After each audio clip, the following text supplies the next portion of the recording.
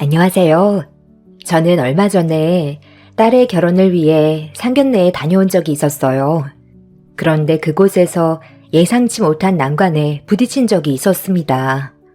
그날은 제 딸에게 정말 중요한 날이었는데 모든 건 한순간에 무너져 내렸어요.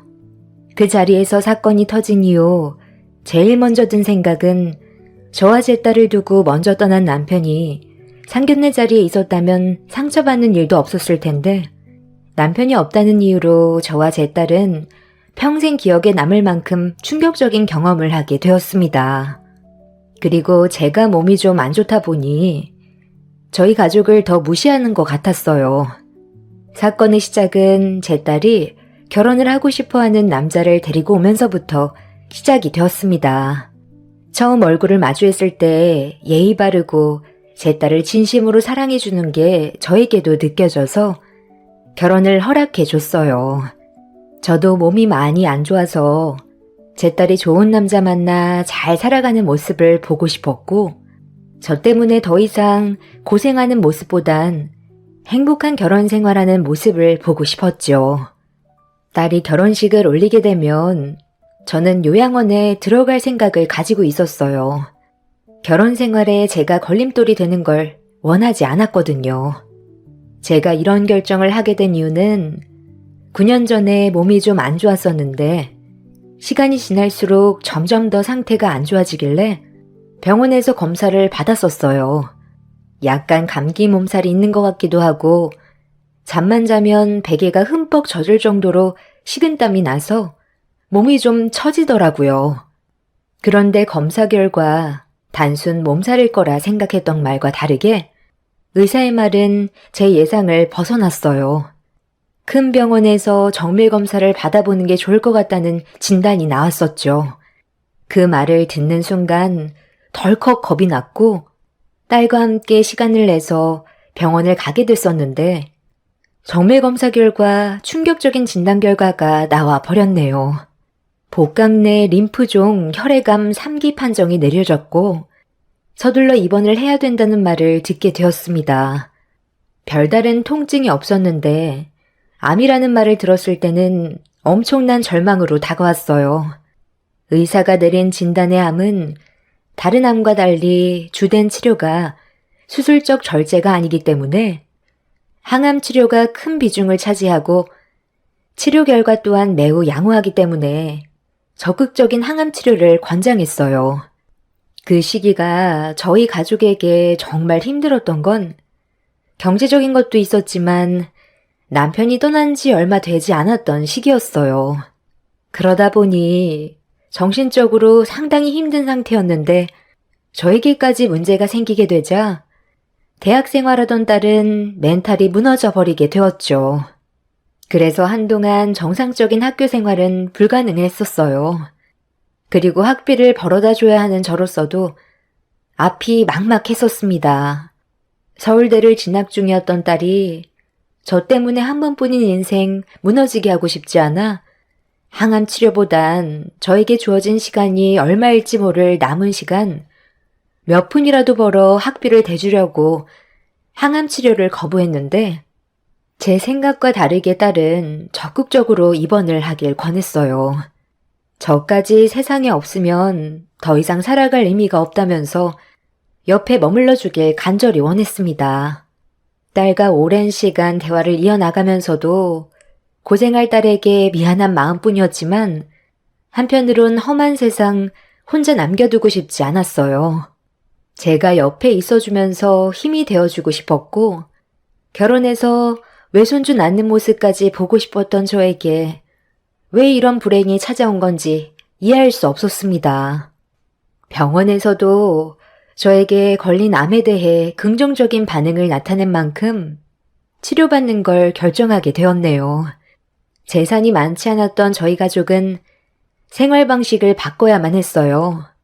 딸과 함께 살았던 집을 처분해서 치료비를 만들어 충당하고 딸은 기숙사로 들어가게 되었죠. 공부에만 집중해도 모자랄 시간에 항암 치료받는 저도 간호해주면서 주어진 상황에 맞게 살아갔었는데 정말 다행이었던 건 딸이 장학금을 받을 수 있게 됐다는 기쁜 소식 또한 듣게 되었고, 제가 받는 스트레스 또한 줄어들면서 치료받는 걸 좀 더 적극적으로 임할 수 있게 되었죠. 이런 어려운 상황 속에서 각자 최선을 다하며 살아가다 보니 제 병도 어느새 조금씩 좋아지게 되었고, 정말 다행히도 의사에게 긍정적인 말도 듣게 되면서 희망이 보이기 시작하더라고요. 그렇게 살고자 하는 강한 의지가 완치 판정을 받게 되면서 간절히 바라던 퇴원을 할 수가 있었습니다. 몇 년간 통원 치료를 통해 몸 상태를 꾸준하게 확인한 결과 재발은 더 이상 없었지만 꽤 오랜 시간 병원에 입원해 있었고 항암 치료로 인해 몸이 약해진 건 어쩔 수가 없었습니다. 아무래도 나이가 있다 보니 예전처럼 체력이 정상으로 돌아오는 건 쉽지 않더군요. 딸에게 짐이 되고 싶지 않았었는데 또 다른 고민거리들이 제 발목을 잡기 시작했죠. 건강을 되찾고 퇴원만 하면 정상적인 생활이 가능할 줄 알았지만 현실은 많이 달랐어요. 몸이 따라주지 않다 보니 답답할 뿐이었습니다. 항상 딸에게 짐이 되는 존재인 것 같아 너무 미안했었는데 서울대를 졸업한 딸은 대기업에 취직을 하게 됐다는 기쁜 소식을 알려주면서 그동안 자기를 키워준 거에 대해 보답하며 살아가겠다고 안아주었네요. 엄마로서 많이 부족한 저를 위해 딸은 9년 동안 아픈 엄마 봉양하며 지금까지 희생하며 살아왔어요. 그리고 좋은 남자 만나 결혼까지 약속했는지 저에게 인사까지 시켜주었죠. 같은 대기업 회사에서 다니는 직장 동료에서 연인 사이로 발전하게 됐는데 예비 사위는 상당히 예의 발랐고 제 딸을 진심으로 사랑하고 있었습니다. 딸의 행복이 저의 행복이기 때문에 결혼을 반대할 이유는 전혀 없었어요. 그렇게 예비 사위와 좋은 시간 보낸 이후 상견례 일정까지 잡혔었는데 딸의 얼굴이 어느 순간부터 그늘져 보이길래 무슨 일이 있냐고 물어봤는데 별일 아니라며 말을 흘려 넘겨가려 했어요. 말을 하지 않으니 무슨 일인지 알 수 없어 걱정이 됐지만 큰 문제는 아니라고 하길래 일단 넘기고 약속된 장소로 가게 되었습니다. 계속 신경이 쓰이기는 했지만 지금까지 어려움이 있을 때면 서로 의논하고 헤쳐나갔기 때문에 딸이 먼저 말해주기 전까진 기다려줬는데 상견례 자리에 양가 집안 서로 얼굴을 마주한 순간 딸이 무엇을 걱정하는지 알 수가 있었습니다. 저와 마주보고 앉아있던 안사돈의 입에서 나온 한마디에 그동안 딸이 얼마나 마음고생이 심했을지 느껴지더라고요. 결국 이 자리까지 나오긴 했지만 아직 결혼에 대해 확실하게 정한 건 아니니 저희 오늘 진지하게 대화를 좀 나눠봐야 할 것 같습니다. 저희 바깥 양반이 일 때문에 조금 늦는다고 먼저 식사하라니까 일단 저희 먼저 먹고 있죠. 지금 내 아들 결혼 문제로 스트레스를 너무 많이 받아서 입맛이 없긴 하지만 그래도 기본적으로 해야 될 건 해야 뒷말이 나오지 않겠죠? 음식이 세팅되기 전에 제 생각부터 얘기 좀 하겠습니다. 따님이 저희 집에 인사 왔을 때 대충 듣긴 했지만 그동안 상당히 힘든 시간들을 보내왔었다면서요. 제가 듣기론 경제적으로 숨통이 트인 지 얼마 안 됐다던데 그럼 실례지만 재산도 많진 않겠네요. 뭐가 있어야 결혼식을 할 텐데 딸랑 며느리 몸뚱이 하나 들어오는 건 좀 너무한 거 아닌가 싶어서요. 기본적으로 오고 갈 예단 문제는 해결했으면 좋겠는데 저희 집안은 보시다시피 어느 정도 체력도 뒷받침되어 있고 결혼 준비가 완벽하게 끝났지만 따님은 대기업 취직한 지 얼마 되지 않아 모아놓은 재산도 많이 없을 거 아니에요. 거기에다가 암이 완치됐다곤 하지만 사람 일이라는 게 또 어떻게 될지 모르잖아요.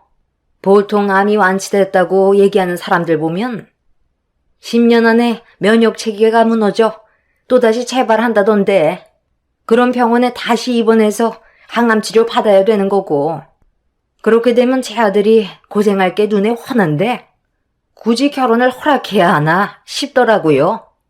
지금도 많은 고민을 하고 있고 아직까지 그 댁따님을 며느리로 받아줄지 결정을 내리지 못했습니다. 어머니, 그 문제는 저랑 어제도 한참 동안 대화로 풀어나갔잖아요. 어제 얘기가 전부 끝난 줄 알았는데 왜 또 번복하시는데요? 무조건 결혼은 한다고 했잖아요. 결혼이 너 혼자 좋다고 해서 결정되는 문제가 아니야. 나도 어제 정말 많은 고민을 했었지만 오늘 아침에 다시 생각을 해보니까 이 결혼이 너한테 득이 되는 부분은 없는 것 같아서 오늘 확실하게 마무리 지으려고 나왔다. 많고 많은 여자들 중에 왜 하필 쟤야? 조건 좋은 여자들이 얼마나 많은데 굳이 정상적이지 않은 가정에서 자란 쟤랑 왜 결혼을 해야 되는 건데? 대기업에 같이 다니면 급이 같아질 줄 아는데 태생부터가 전혀 다른 집안이야. 내가 항상 입이 닳도록 얘기했지? 사람이 좋아야 되는 건 중요하지만 그 집안의 재력과 어떤 가문인지 삼박자가 맞아야 된다고 했잖아. 나는 쟤가 썩 좋아 보이는 얼굴은 아니라고 생각된다. 보통 여자들과 다르게 얼굴이 너무 그늘져 있잖아. 남들한테 에너지를 주는 얼굴이 아니라 길을 빠져나가게 하는 얼굴인데 뭐가 좋아서 남은 인생을 함께 하겠다는 거야? 그러지 말고 엄마가 알아본 여자들 중에 선택하면 안 되겠니? 엄마는 우리 아들이 잘 되길 바라지. 불행한 길을 걷게 하고 싶진 않다. 어느 부모든 나와 똑같은 생각을 가지고 있을 거라고. 그러니까 엄마 말 듣고 이번만큼은 정리해줬으면 좋겠다. 솔직히 애비도 없이 큰 물건이면 정상이겠니? 엄마도 정말 신중하게 고민하고 결정한 거니 존중해줬으면 좋겠다. 다 들으셨죠? 제 생각이 어떤지 충분히 전달됐을 것 같은데요. 그래도 서로 초면인 자리에서 제 딸에게 아비도 없이 큰 물건이라고 말하는 건 예의가 아니지 않나요? 제 딸과의 결혼을 반대한다면 좋게 상황을 마무리 지어도 될 법한데 굳이 상처되는 말들을 꺼내서 아픔을 주면 속이 후련하세요? 방금 한 말은 저와 제 딸도 충격이긴 하지만 그쪽 아들이 받을 상처도 상당하지 않겠어요? 엄마라는 사람이 사랑하는 사람과 결혼하고 싶어서 속에 있고 아직까지 좋은 마음 가지고 있는데 그런 말을 하면 자기 엄마를 얼마나 실망스럽게 생각할지 그런 생각은 못 해봤어요? 무슨 뜻인지 충분히 알았으니 더 이상 있을 필요도 없겠네요. 예비사도는 팔짱을 낀 채 저와 제 딸을 노려보며 상견례 자리에서 빨리 나가주길 바라고 있었습니다. 제 딸이 왜 아침부터 그늘진 얼굴을 하고 있었는지 예비사돈의 말을 듣는 순간 알 수 있었어요. 고개를 숙이고 슬퍼하는 제 딸과 함께 자리를 박차고 일어났는데 어차피 좋아질 수 없는 관계로 만들어서 둘의 결혼을 막았으면 그걸로 마무리 지으면 되는 거지. 예비사돈은 저와 제 딸에게 절대로 해선 안 될 한마디를 뱉었고 참았던 딸의 감정이 터져 버렸습니다. 다시는 저런 저급한 집안을 데려올 생각은 꿈에도 마라. 애비 없는 집안에서 자란 제가 정상적인 사고방식을 가지고 있을 줄 아니? 서울대 나와 대기업에 입사했다고 달라지는 게 있을 줄 아나 본데? 보이는 껍데기는 바뀔지 몰라도 집안은 절대 바뀌지 않는 법이야. 그동안 살아온 환경이 거지 집안인데 대기업 취직해서 돈 몇 푼 번다고 인생이 180도 바뀌는 것도 아니잖아. 태생이 좋은 집안을 선택해라. 그래야 나중에 아이를 가졌어도 좋은 유전자를 물려받을 수 있는 거라고. 저 집안 자체를 봐라. 애비는 사고로 죽었고 그 어미는 암투병까지 병력이 있었다잖아. 이런 악재가 많은 집안과 살면 우리 집안에도 안 좋은 기운이 생길 수밖에 없는 거라고. 멀쩡하게 잘 지내고 있는데 저 집안 때문에 무너질 수야 없지. 너희 아버지 오시기 전에 내가 이렇게 독한 말을 뱉은 건 엄마가 너희 아버지랑 생각 차이가 있어서 그런 거 알지? 어차피 내 말이 제일 큰 비중을 차지하니까 너희 아버지도 충분히 이해해 줄 거다. 제가 지금까지 살아오면서 느낀 건 어머니는 정말 이기적이라는 거예요. 어머니가 뭔데 내 인생길을 가로막으려 해요? 내가 저 사람을 오래 봐왔지. 어머니는 잠깐 본 걸로 판단하는 거잖아요. 어머니 입장에서 아무리 마음에 안 들어도 그렇지. 어떻게 상대방의 기분은 전혀 생각도 안 하고 막말을 쏟아낼 수가 있어요? 싫은 걸 억지로 받아줄 순 없잖니? 네가 마음에 든다고 엄마까지 마음에 들어야 하니? 내 남은 인생 얼굴 붉히면서 살고 싶지 않다. 차라리 이럴 바엔 어머니가 없는 게 오히려 더 나을 뻔했어요. 어머니도 정상은 아니었잖아요. 병은 달랐어도 아픔은 같을 줄 알았는데 그건 제 착각이었네요. 어머니가 이런 식으로 내 인생을 망쳐놓으면 저도 더 이상 얼굴 보며 살아갈 수 없어요. 어머니 얼굴 보기만 하면 저 사람한테 상처 준 게 생각나는데 어떻게 살아갈 수 있겠어요? 저도 그만 나가볼게요. 앞으로 혼자서 평생 원하는 대로 살아가세요. 새롭게 태어났을 때 저와 했던 약속은 아무것도 아니었던 거죠? 나는 오로지 네가 행복하길 바래서 이런 결정을 내린 것뿐이야. 결혼은 신중해야 될 필요가 있는 거라고.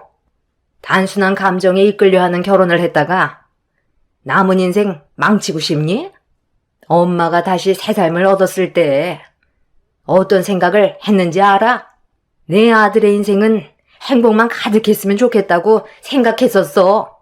좋은 집안의 여자 만나서 앞으로의 삶이 조금 더 윤택해졌으면 하는 바람이었다고.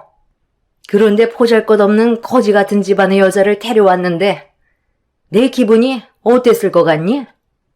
내가 상상했던 재력 있는 집안의 며느리감이 아닌 밑바닥 인생만 살아가면서 자식 하나 대기업 겨우 보내 입에 풀칠할 정도 먹고 사는 그런 집안의 딸을 데려왔을 때 엄마가 얼마나 실망스러워할지 너는 그런 건 생각 안 해봤어? 지금은 네가 전연에 대한 감정이 아직 남아있으니까 엄마한테 서운할 순 있겠지만 나중에 능력 좋은 여자 만나면 엄마 말 듣길 잘했다고 생각할 거다. 그때 분명 엄마한테 고마워하게 될 거라고. 그러니 잠깐의 아픔 때문에 엄마와 연을 끊겠다는 그런 말은 하지 않았으면 좋겠다. 저 사람들은 그냥 스쳐 지나가는 사람들일 뿐이야. 능력 좋은 남자 만나서 인생 고쳐보려고 접근한 사람들이라고. 저기 아줌마, 말이 정말 심한 거 아니에요? 아무리 내가 마음에 안 든다고 하지만 그렇다고 막말까지 할 필요는 없잖아. 거지 같은 집안이라고? 아줌마는 뭐 얼마나 잘났다고 저 사람한테까지 상처를 주면서 우리 결혼을 반대하는 건데? 나도 이런 기분으로 결혼하고 싶은 생각은 조금도 없어. 갑자기 이게 웬 소란이야? 내가 잠깐 늦게 왔다고? 벌써 일을 저지른 거야? 당신 나랑 어제 대화한 거 벌써 까먹은 거야? 좋게 넘어가기로 했잖아. 예비 사돈어른이 바쁜 일정이 끝났는지 상견례 자리에 급하게 들어오자마자 눈앞에 펼쳐진 광경을 보고 많이 놀란 듯 보였습니다. 전날의 예비 안사돈과 결혼 문제 때문에 진지하게 대화를 나눈 것 같긴 했지만 예비 사돈어른과 했던 약속과는 다른 전개로 흘러갔는지 당황스러운 얼굴로 저희 가족의 흥분을 가라앉히기 위해 상황을 좋게 풀어가려 했지만 예비 안사돈이 바깥소돈의 말을 싹둑 잘라버린 뒤 또다시 저와 제 딸에게 상처되는 막말을 쏟아내었습니다. 이미 상황은 수습이 되긴 힘들어 보였고 제 딸도 결혼할 마음이 떠났는지 저를 데리고 밖으로 나가려는 순간 예비 안사돈이 저희를 보고 뱉은 마지막 한마디에 엄청난 충격을 받아 그 자리에 온몸이 굳어버렸어요. 그리고 먼저 세상을 떠난 남편이 떠올라 결국 눈물을 쏟아내게 되었습니다. 세상에, 이런 우연이 있을 줄 누가 알았겠어? 먼저 떠난 그댁 부근의 신장이 나한테 올 거라곤 전혀 상상하지 못했었는데, 따님이 우리 가족한테 과거에 대한 얘기했을 때 너무 놀랐었네요. 한국 현행법상 기증자와 수혜자가 서로의 정보를 알 수 없다는 거 알고 있죠? 사고로 내사 판정받은 부검께서 기증하겠다고 했을 때 제가 신장 이식을 받을 차례였어요. 그래서 다행히도 무사히 수술을 받을 수 있었고 지금까지 그분에 대해 고마움에 잘 살고 있었는데 내 아들이 결혼하겠다고 데려온 여자가 자신의 삶에 대해 얘기를 하다가 본인 아빠가 사고로 떠난 뒤에 장기 기증을 했다는 말을 들었을 때 내가 기증받았던 날과 비슷한 시기더라고요. 이 사람도 뭔가 이상함을 느꼈는지 좀 더 자세하게 물어봤었고 고마운 마음에 장기 기증원에 보냈던 서신이 있어서 그런 편지를 받은 적이 있냐고 물어보니까 매년마다 편지를 받았던 적이 있다는 말을 듣게 되면서 부군께서 나에게 신장을 이식해준 사람이라는 걸 알게 된 거예요. 그런데 내가 이런 사실을 알았다고 해서 무작정 결혼을 성사시켜야 되는 건 아니지 않습니까? 고마운 건 고마운 거고 내 아들의 결혼은 현실인데 뭣도 없는 거지 같은 집안에 내 아들을 보내면 이런 사실을 상대편에서도 자연스럽게 알게 될 테고 그럼 나는 평생 고개 숙이면서 은인 떠받들듯 살아야 되는데 내가 왜 그런 불편한 길을 선택하겠어요? 기증해준 건 고마운 일이지만 저는 따님을 인정해 줄 수 없습니다. 저는 정상적인 집안을 원한다고요. 딸과 저는 전혀 상상하지 못했던 말을 들어서 엄청난 충격에서 헤어나오지 못했고 예비사이도 이런 사실을 처음 알았는지 경악을 했어요. 그런데 예비 안사돈의 말이 끝남과 동시에 바깥사돈이 예비 안사돈의 뺨을 사정없이 후려치면서 분노를 표출했습니다. 저희 남편의 신장이 아니었다면 벌써 떠났을 사람이 감사한 줄 모르고 생명 좀 연장됐다고 막말을 퍼부으면 되냐고 목소리를 높여 화를 냈어요. 좋은 뜻에서 남편의 장기를 기증했는데 이런 상처로 돌아오게 될 줄 꿈에도 몰랐어요.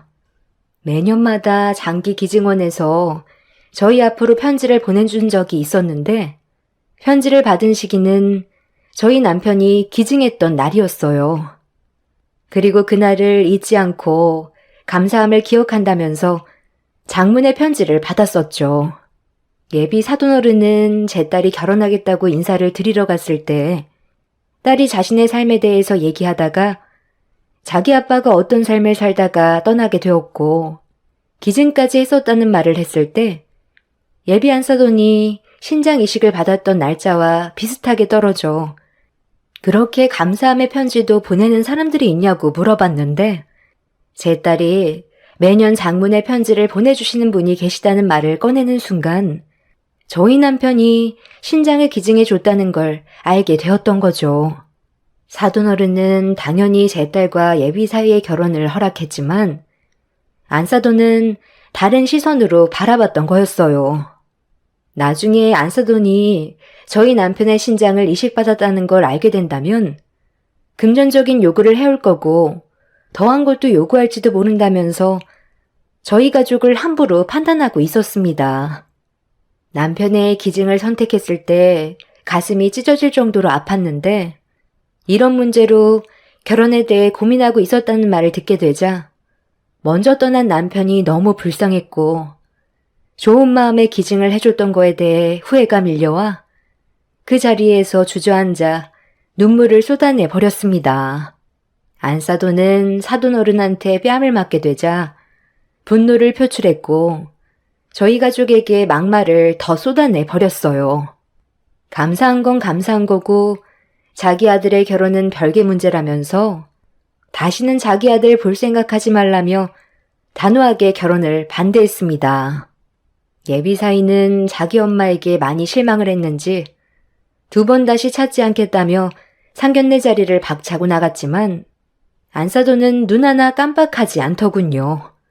그제야 안사돈이 왜 이렇게 예민하게 나왔는지 알 수 있게 되었고, 씻을 수 없는 상처를 받아 제정신이 아니었던 저와 딸은 남편의 기증을 후회했어요.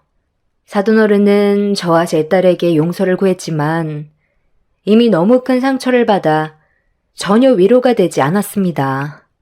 좋은 마음에서 우러나와 했던 일이 저희 가족에게 상처로 되돌아오게 될 줄 몰랐는데 일이 이렇게 되어버리게 되자 과거의 선택을 되돌리고 싶었습니다. 사돈어른은 안사돈에게 용서를 구하라고 했지만 자기는 아들의 인생을 위해서라도 단호하게 결정할 수밖에 없었다면서 자기 잘못은 없다는 말을 끝으로 자리에서 일어났어요. 그렇게 저희 가족을 밀치고 밖으로 나가려는 순간 제 딸이 분노해 버렸습니다. 예비 안사돈에게 자기 아빠의 심장을 다시 되돌려 달라면서 머리채를 잡아 사정없이 흔들어 버렸네요. 우리 아빠가 당신 같은 인간을 위해 기증을 해줬는지 알아? 당장 내놔. 우리 아빠의 심장이 당신 몸속에 있는 것 자체가 소름 끼치게 싫으니까 당장 내놓으라고. 이미 나한테 들어온 걸 어떻게 돌려줘?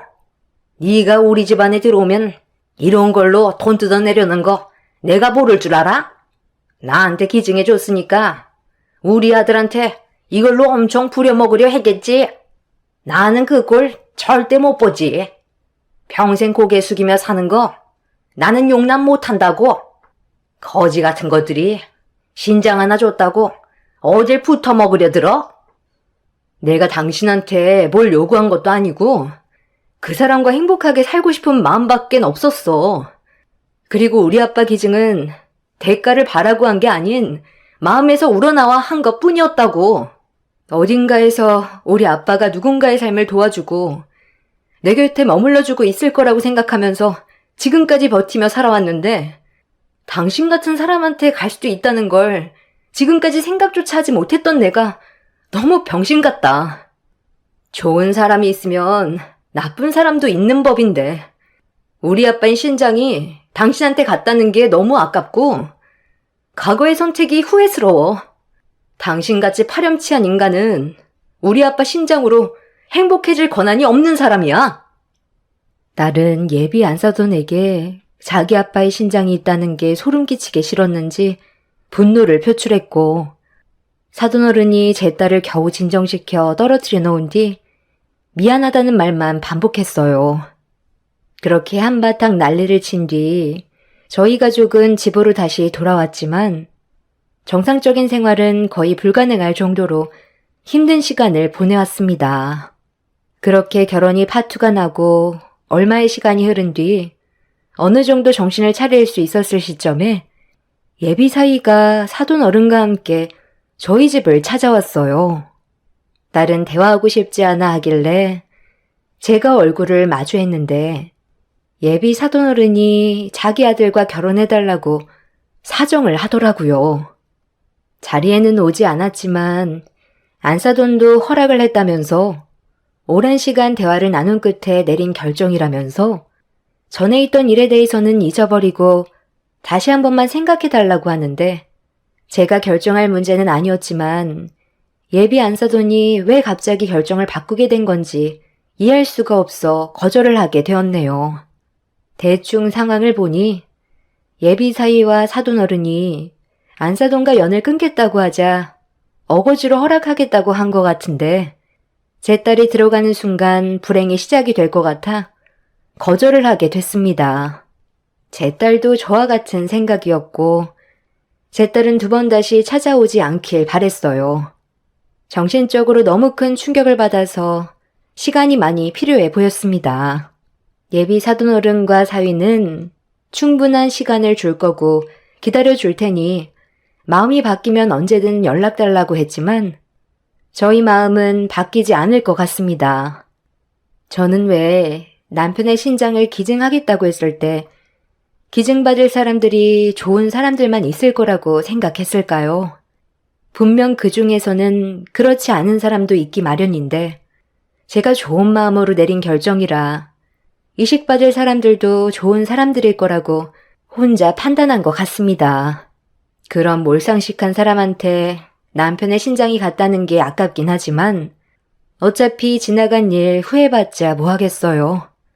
다시 되돌려 받을 수 있는 것도 아니고 달라지는 것도 없는데 안 좋은 생각을 해봤자 우울하기만 할 것 같아 최대한 좋은 쪽으로만 보려고 노력하고 있는 중입니다. 어차피 모든 상황 끝났고 저와 제 딸의 앞날만 보려고요. 이번 계기로 인해 저와 제 딸은 서로에게 더 많은 걸 의지하게 되었지만 딸이 하루빨리 좋은 남자 만나서 행복해졌으면 좋겠어요. 최근에 그 집안 소식을 딸을 통해 듣게 됐는데 남편의 신장을 받았던 그 사람이 갑자기 신장 면역 반응 이상 증세가 나타나기 시작해서 병원에 다시 입원을 했다고 하네요. 신장 이식을 한번 받게 되면 평생 괜찮을 줄 알았는데 알고 보니 이식받은 신장이 10년 이상 되면 수명이 거의 다 돼서 면역 거부 반응이 갑자기 생겼다고 합니다. 그 사람이 갈 때가 되면 가겠지만 저희가 받은 아픈 기억이 있기 때문에 그 사람이 떠난다 해도 제 딸과 결혼을 진행시키고 싶지는 않네요. 비록 이번 결혼은 실패했지만 더 좋은 사람이 찾아오겠죠. 여러분들께서 저희 가족에게 힘이 되어줄 수 있는 격려적인 한마디 해주시면 정말 감사하겠습니다. 추운 날 건강 조심하시길 바랍니다. 감사합니다. 안녕하세요. 저는 40대 초반 여자입니다. 불과 몇 달 전에 있었던 일이라 아직까지 제 마음이 온전치 않지만 여러분들께 제가 겪었던 일들을 풀어놓고 싶어 이렇게 사연을 신청하게 되었습니다. 남편과 결혼 생활한 지 10년 정도 된 것 같은데요. 긴 세월 동안 함께 하면서 정말 많은 사건 사고가 있었지만 끝까지 인내하며 살아왔던 건 힘들게 이끌어온 가정을 무너뜨리고 싶지 않았던 이유가 가장 컸던 것 같습니다. 살면서 이혼을 진지하게 생각했던 적이 한 번 있었어요. 결혼 생활한 지 5년이 지난 시점에 그때가 제일 큰 위기가 찾아왔었죠. 시부의 귀가 좀 얇은 편이었는데 어디에서 무엇을 들었는지 가족들과 상의 한마디 없이 전 재산을 탈탈 털어서 한 번에 투자를 했다가 망했다는 말을 듣게 되었습니다. 알고 보니 대출까지 받아서 시부가 할 수 있는 모든 수단을 동원해 자금을 끌어모아 투자를 했던 거였죠. 결국 길거리에 나앉을 상황이 되자 남편은 저에게 도움을 요청했지만 당연히 말도 안 되는 일이었고 도와주기 싫다는 말을 꺼내면서 가족의 불행이 찾아오게 된 거였죠. 제가 살던 집은 부모님께서 마련해 주신 집이었어요.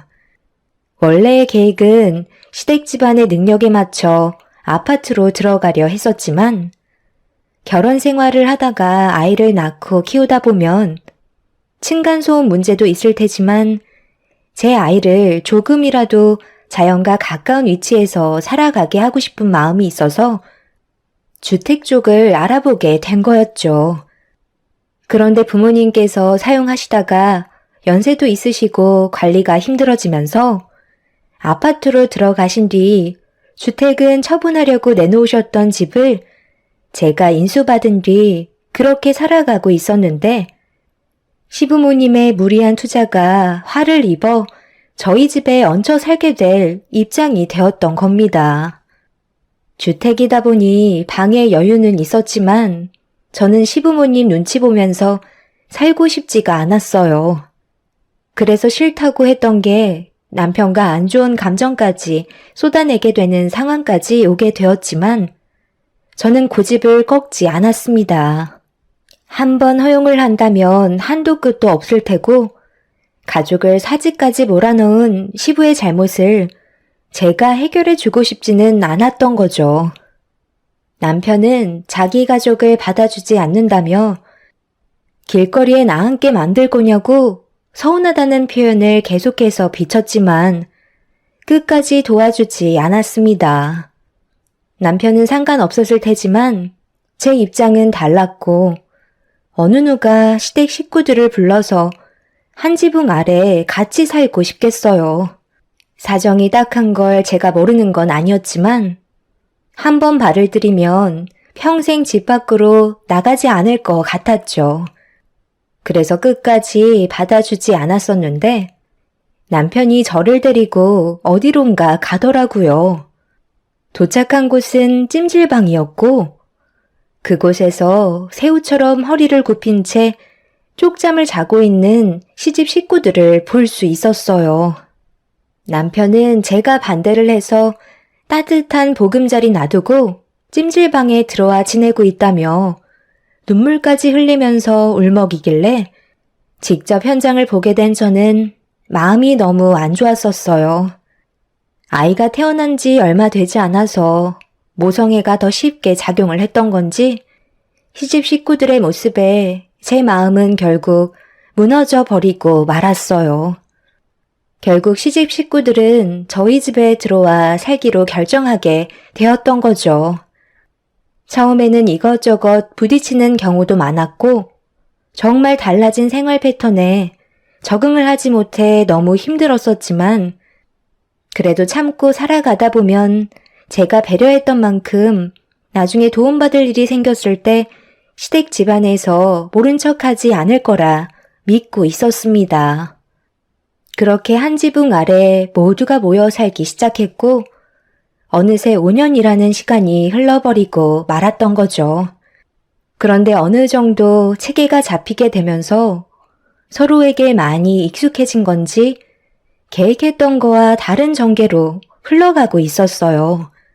시부모님은 충분히 일을 할 수 있는 능력이 되면서도 경제적인 도움을 주는 것보단 반대로 생활비를 받으면서 생활하시는 입장이 되셨습니다.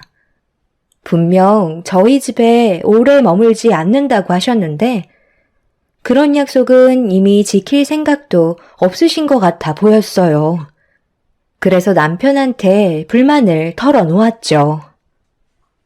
당신 처음 나랑 약속했던 조건이 뭐였어? 내가 일단 거처를 마련해주면 그때까지 가족 모두 열심히 돈을 모아 다시 제자리로 돌아가는 게 계획이었잖아. 그런데 5년 동안 바뀐 게 뭐가 있어? 하나도 없잖아. 그냥 이대로 물을 흘러가듯 이 집에서 살겠다는 거야? 이제는 누가 집주인인지 모를 정도로 시부모님께서 많은 것들을 요구하시잖아.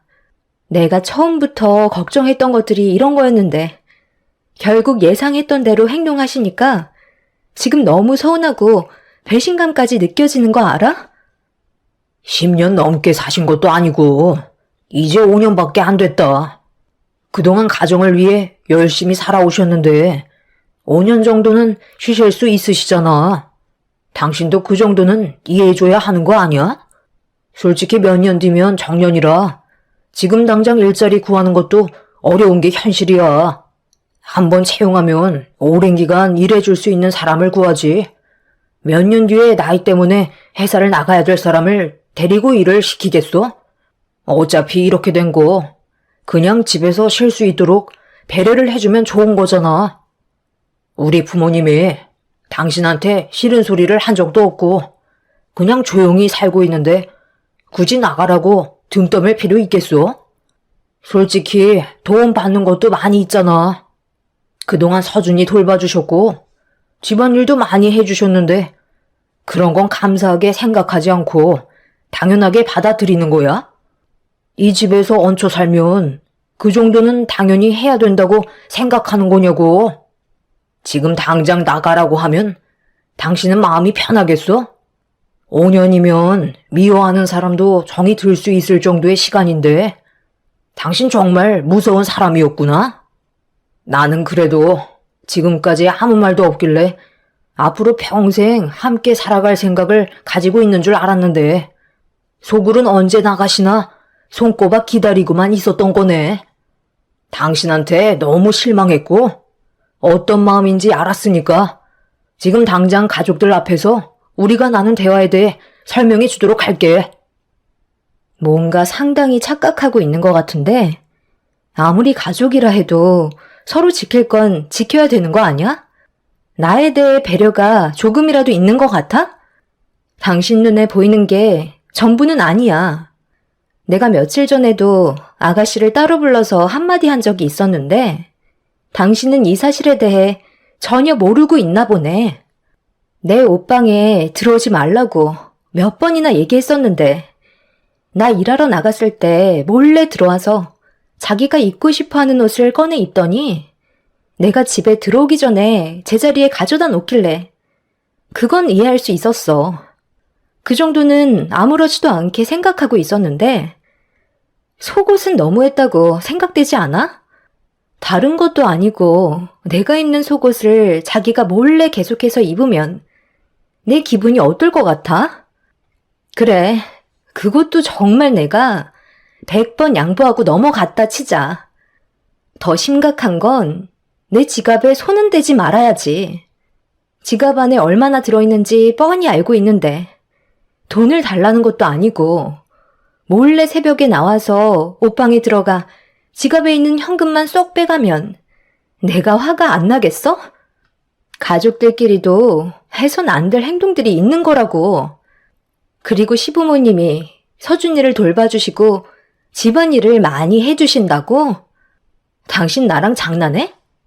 당신이랑 내가 출근하는 사이 무슨 일이 벌어지고 있는지 아냐고.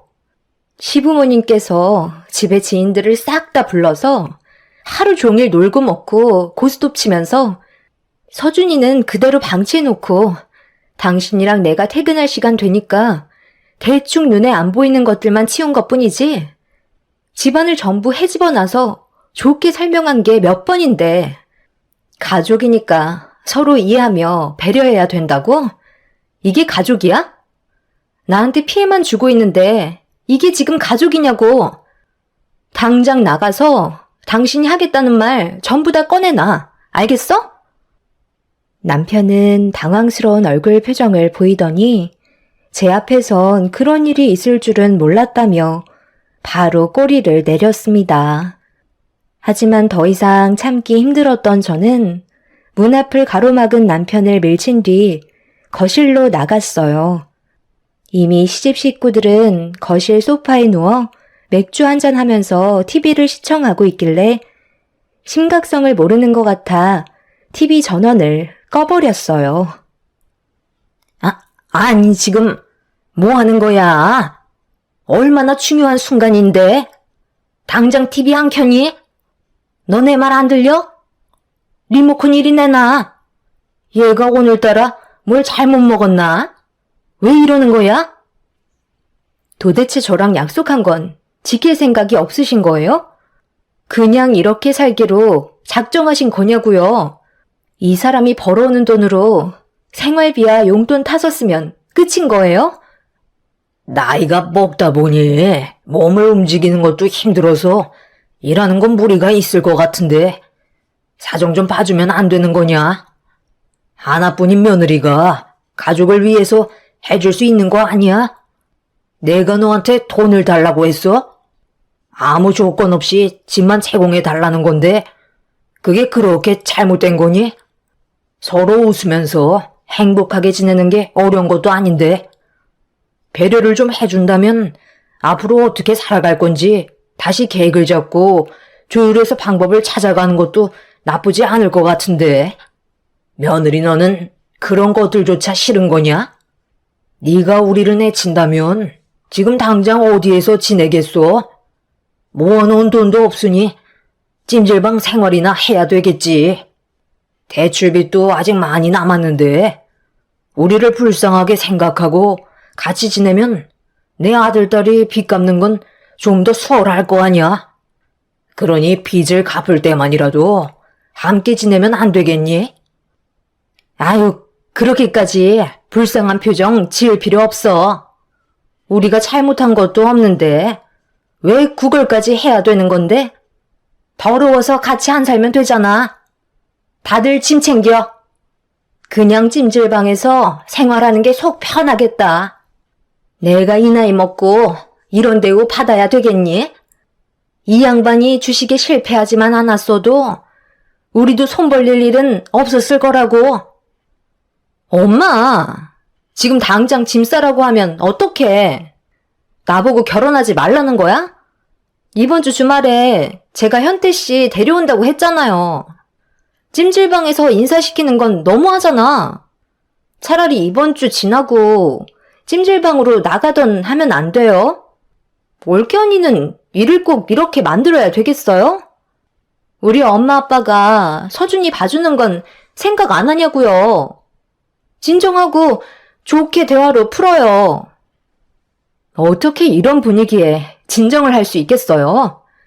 좋은 말 할 때 다들 나가주세요.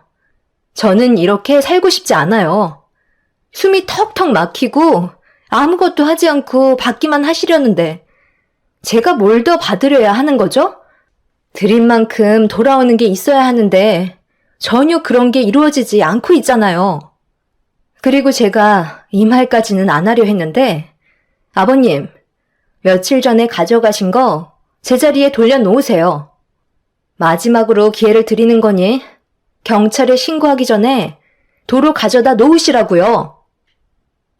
경찰에 신고한다니? 아빠, 이 사람 물건에 손댔어요? 제가 절대 그런 행동하지 말라고 하셨잖아요. 남도 아닌 가족 물건에 손을 대면 어떡해요? 시부는 경찰에 신고하겠다는 말에 급하게 방으로 들어가 물건 하나를 가지고 나왔어요. 그걸 본 가족 모두 경악을 하고 말았습니다. 시부 손에 들려있던 건 다름 아닌 저희 엄마가 주신 금품들이었어요. 남편은 사색이 된 얼굴로 어떻게 된 거냐며 왜 제 금품이 시부의 방에서 나오는 거냐고 화를 내며 여쭤보자 시부는 돈이 좀 필요해서 금품을 팔아 현금으로 만들 생각이었다고 충격적인 변명을 늘어놓았죠. 노름에 발을 들인 사람은 절대 빠져나올 수 없다는 말이 있잖아요. 주식도 마찬가지였나 봐요. 등 따시고 시누이와 남편이 빚도 갚아주니 또다시 주식에 손을 대려는 생각을 가지고 계셨던 겁니다. 정말 이해할 수 없었던 게 집안에 CCTV가 있는 걸 알면서도 그런 일을 저질렀다는 게 납득이 가지 않았어요. 부모님께서 저에게 집을 주시기 전에 살고 계셨을 때 예전에 도둑이 한번 들어왔었는데 그때 받은 충격 때문이신지 집안에 CCTV를 설치하셨었죠. 그래서 항상 CCTV를 틀어놓고 있는데 시집 식구들은 그걸 알면서도 그런 짓을 저지르고 있었습니다. 가족이 더 무섭다는 걸 그때 처음 알게 된 거였죠. 하지만 시집 식구들은 가족끼리 그럴 수 있지 않냐며 오히려 저를 더 안 좋게 보고 있었어요. 그런 행동들과 잘못을 인정하지 않는 부분에 대해 더욱더 화가 치밀어 올랐었고 더 이상 용납을 할 수 없던 저는 시집 식구들과 함께 살아갈 수 없을 것 같다며 그동안 많이 봐줬다고 최대한 빨리 정리해서 나가주는 게 좋겠다는 말로 상황을 마무리 지었습니다. 시부모님께서는 많이 당황하셨는지 할 말을 잃으신 표정으로 저를 바라봤고 남편한테 저를 설득해 달라며 사정하셨어요. 남편은 방에 들어온 제 눈치를 살피며 입을 열었습니다. 당신이 한 번만 이해해주면 안 될까? 우리 집안 형편이 너무 안 좋다 보니 어떻게 해서든 도움을 주고 싶었나 봐. 오늘은 너무 흥분한 것 같으니까 내일 다시 얘기하는 걸로 하자. 당신이 우리 가족 내쫓아 버리면 갈 곳이 없는 거 너무 잘 알잖아. 5년 동안 모아둔 돈도 없이 오로지 빚 갚는 데만 쏟아붓고 있는데 지금 나가버리면 삶은 더 힘들어질 뿐이라고. 당신이 딱 한 번만 눈 감아주면 다음부턴 내가 잘할 수 있게 확실히 못을 박아두도록 할게. 당신이 그렇게 말한 게 벌써 5년째야. 내가 언제까지 속아줘야 하는 건데? 달라질 건 아무것도 없다고. 오히려 날이 가면 갈수록 당신 집안 식구들은 점점 더 대범해지고 있다는 거 몰라?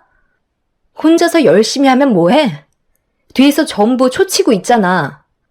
아가씨도 재산 한 푼 없고 당신도 벌어놓은 돈 시부모님한테 한 푼도 안 남기고 들어가는데 부족한 건 내 생활비로 충당하고 있는 지금 이 상황이 맞는다고 생각해? 내가 당신 가족들 부양하려고 결혼한 거야? 내 계획은 처음부터 이런 게 아니었다고. 우리 세 가족 열심히 살면서 앞으로의 미래를 계획하는 것도 바쁜데 지금은 당신 가족들 입에 풀칠하기 바쁘잖아. 우리 부모님께서도 지금 이런 생활이 너무 장기화되어 가고 있다 보니 걱정을 많이 하고 계신 상태야. 그래서 이번에 집에 오기로 하셨어. 진지하게 대화를 나누실 생각이신가 봐. 우리 가족도 그동안 많이 참고 있었다고.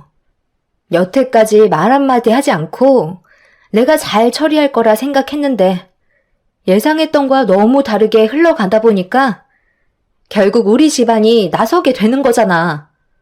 일 더 크게 만들지 말고 작은 집이라도 구해서 따로 살아가는 게 좋을 것 같아.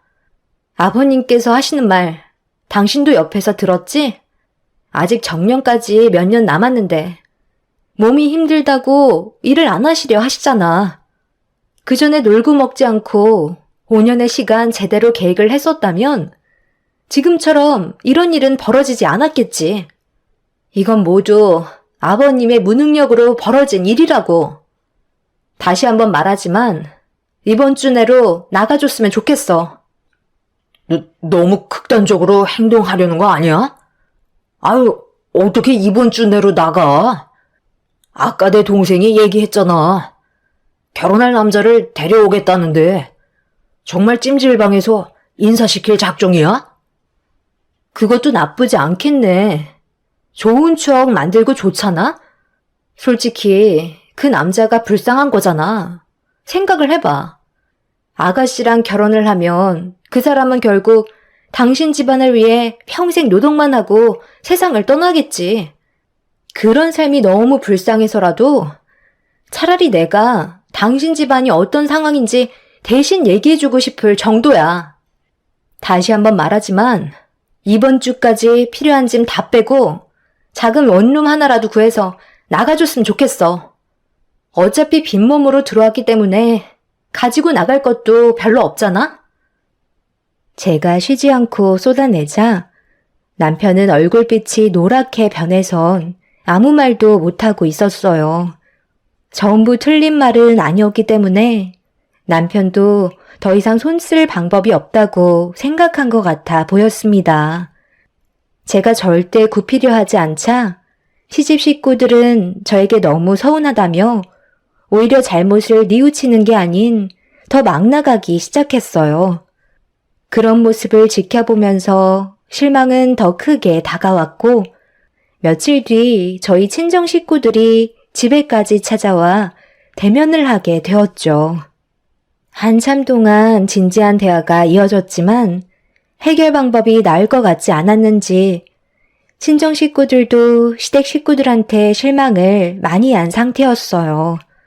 더 이상의 대화는 불필요하다고 생각하셨는지 저와 같은 의견을 보이며 집에서 그만 나가주는 방향으로 아빠가 말씀하시자 시모가 기분이 나빴는지 화를 냈는데 상당히 충격적인 말을 꺼낸 터라 집안 싸움이 되어버렸죠.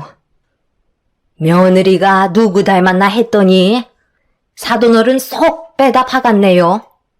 어쩜 사람이 그렇게 매몰찰 수가 있어요? 우리가 평생 눌러붙어 살겠다는 것도 아니고 나갈 때가 되면 알아서 움직일 텐데 어떻게 저희가 사정을 해도 무참히 내치려 할 수가 있는 거죠? 그런 식으로 살아가면 벌 받는 거 몰라요? 5년이든 10년이든 진심을 다해 도와준다면 그에 따른 보상이 분명 따라올 텐데 지금 당장 생활이 불편하다고 해서 삶이 크게 달라진 것도 아니잖아요? 별것도 아닌 일 가지고 온 가족이 난리를 쳐야 되겠어요? 며느리니가 부족하니까 이런 일이 생기는 거야. 이번 주 내로 이 썩어 빠진 집에서 나갈 테니 며느리 너는 내 아들이랑 이혼해라. 갑자기 또 그건 무슨 말이에요? 갑자기 이 사람이랑 이혼을 하라뇨. 누가 잘못했는지 정말 모르시는 거예요? 어머님은 왜 항상 상황을 안 좋게 만드세요? 내 아들이 힘들게 일해서 벌어온 돈을 왜 너한테 바쳐야 하는 건데? 우리가 그동안 옆에 있었으니까 너한테 돈이 들어가지 않은 거지? 이대로 나가면 내 아들이 버는 돈 죄다 너한테 들어갈 거 아니야? 내가 두 눈을 부릅뜨고 있는데 그 꼴을 어떻게 보면서 살아가니? 둘이 이혼하고 각자의 삶으로 돌아가도록 해라. 그렇게는 못하겠는데요? 이 사람이 혼자의 몸도 아니고 서준이도 있는데 왜 아빠 없는 아이로 만드시려는 건데요? 저와 결혼했으니 어머님은 저희 부부 일에 관여를 하시면 안 되는 거죠. 이런 식으로 계속 안 좋은 분위기를 몰아가신다면 저도 그동안 침묵했던 거 전부 다 끄집어낼게요. 그렇게 했으면 좋겠어요? 제가 더 크게 화를 내자 시모는 가족 모두가 지켜보는 자리에서 물컵에 담겨있던 물을 제 얼굴에 뿌려 버렸어요. 부모님께서 뭐 하시는 거냐고 놀란 얼굴로 시모에게 화를 내셨고 분위기는 걷잡을 수 없을 정도로 악화가 되고 말았습니다. 시집 식구들도 시모의 돌발 행동에 많이 당황했는지 입을 다물지 못할 만큼 시모의 행동은 너무 충격적이었죠. 남편이 급하게 수습한다고 몇 번이나 고개를 숙이며 저희 부모님께 죄송하다는 말을 꺼냈지만 그럴 때마다 시모의 행동은 더욱더 심해지고 있었습니다. 손에 잡히는 물건이 있다면 전부 저한테 던지기 시작했어요. 결국 남편이 말려도 소용이 없을 정도로 양가 집안 몸싸움이 벌어졌고 계속해서 안 좋은 말을 주고받으며 서로에게 상처를 주게 되자 팔은 안으로 굽는다고 남편 또한 시부모님의 편을 들기 시작했습니다. 결국 시모가 바라는 대로 이혼은 불가피한 상황으로 만들어지고 말았죠. 남편도 이런 식의 삶을 살고 싶지 않다며 저한테 이혼하자는 말을 꺼냈고 시댁 식구들은 전부 밖으로 나갔습니다. 그제서야 조용해진 집안에서 저희 가족은 넋이 나간 듯한 얼굴로 그 자리에 주저앉아 놀란 마음 진정시키고 있었습니다. 부모님은 무조건 갈라서라며 이렇게 살다간 저도 문제지만 제 아이한테도 안 좋은 영향이 가게 될 거라면서 이왕 이렇게 된 게 잘 된 걸 수도 있다는 말을 해 주셨어요. 저도 마지막에 남편이 제 편을 들어주는 게 아닌 자기 가족의 편을 들어줬다는 거에 너무 큰 실망을 했던 터라 더 이상의 미련은 남아있지 않았어요. 가족들은 한참 동안 놀란 마음 진정시킨 뒤 다시 친정집으로 돌아갔고 제 아이와 집안에 남겨진 저는 앞으로 남편과 이혼하게 되면 어떻게 일 처리를 해야 될지 많은 고민에 빠져 있었죠. 그렇게 몇 시간 뒤 한 통의 전화가 오길래 별 생각 없이 받았는데 수화기에서 들려온 한마디는 심장이 쿵 내려앉았고 너무 갑작스럽게 닥치게 된 일이라 제 귀를 의심할 수밖에 없었어요. 분명 몇 시간 전까지만 해도 저와 대화를 주고받았던 가족들이 교통사고로 상당히 위급해진 상태라며 서둘러 병원에 와주길 바란다는 말도 안 되는 일이 벌어지고 말았던 거죠. 저는 아이를 데리고 급하게 병원으로 향했지만 제가 가는 도중에 이미 일가족 4명은 아무런 조치도 취하지 못한 채 세상을 떠났다는 충격적인 말을 듣고 말았어요. 병원에 도착했을 때는 이미 가족들의 몸은 차가워진 상태였고 제가 울부짖어도 달래줄 사람은 아무도 없었습니다. 가족을 한순간에 잃게 될 거라곤 전혀 상상하지 못했던 일이기 때문에 눈앞에 펼쳐진 상황을 납득할 수 없을 정도로 정신적인 충격은 상당했었어요. 전화를 받지 않는 남편에게 문자로 이 사실을 알리자 잠시 뒤 저에게 전화가 왔길래 병원의 위치를 알려주었고 시집 식구들은 한 걸음에 달려와 모두 놀란 표정을 보이며 당황스러운 모습으로 저를 위로해 주었어요.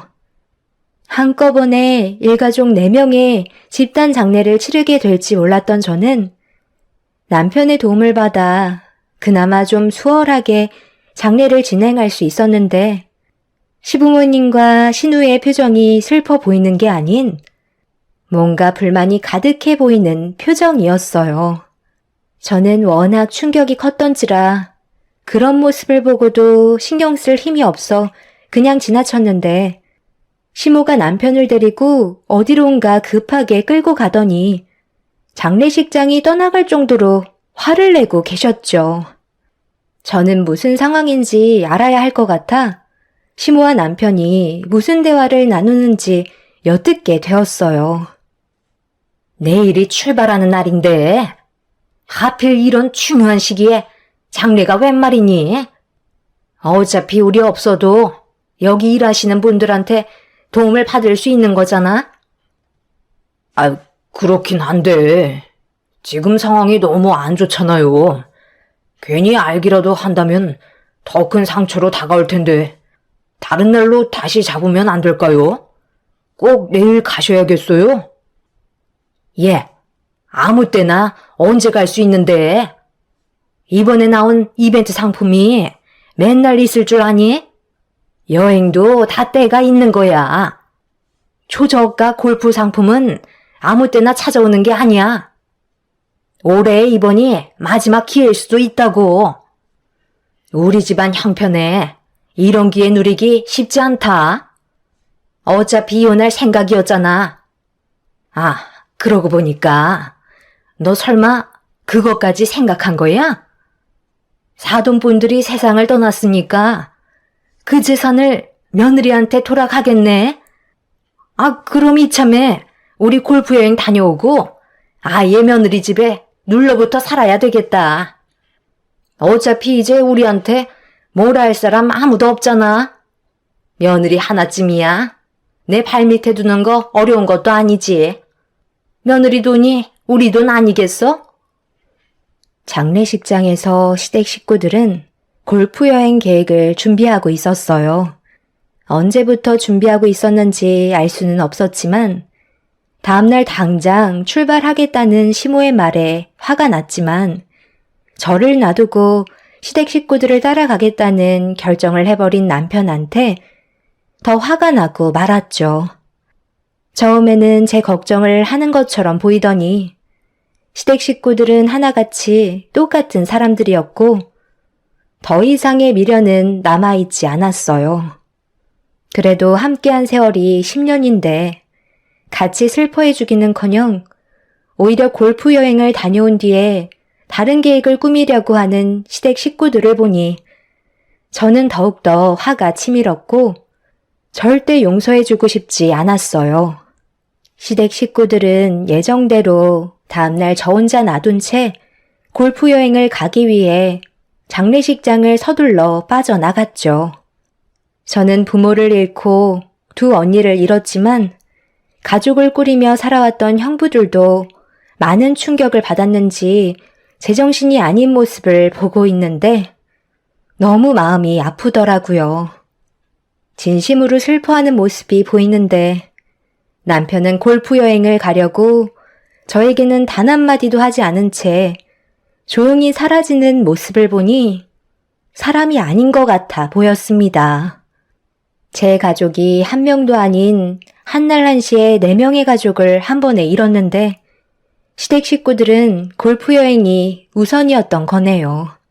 형부들의 도움을 받아 그렇게 장례를 끝마칠 수 있었고 집으로 돌아온 저는 가진 것들도 없는 사람들이 서둘러 집을 마련하기는커녕 제 집에서 놀고 먹으며 여행을 다니는 모습을 더 이상은 보고 싶지 않아 5년 동안 함께 살면서 쌓여있던 시댁 식구들의 짐을 얄짤없이 죄다 밖으로 빼버린 다음 부동산에 집을 내놓게 되었습니다. 그리고 저는 부모님께서 살고 계시던 아파트로 이사를 하게 되었어요. 그렇게 며칠의 시간이 지나고 제주도로 골프 여행을 다녀온 시댁 집안은 집 밖에 자기 짐들이 전부 다 밖으로 나와 있는 광경을 보고 당황했는지 저에게 전화가 오기 시작했네요.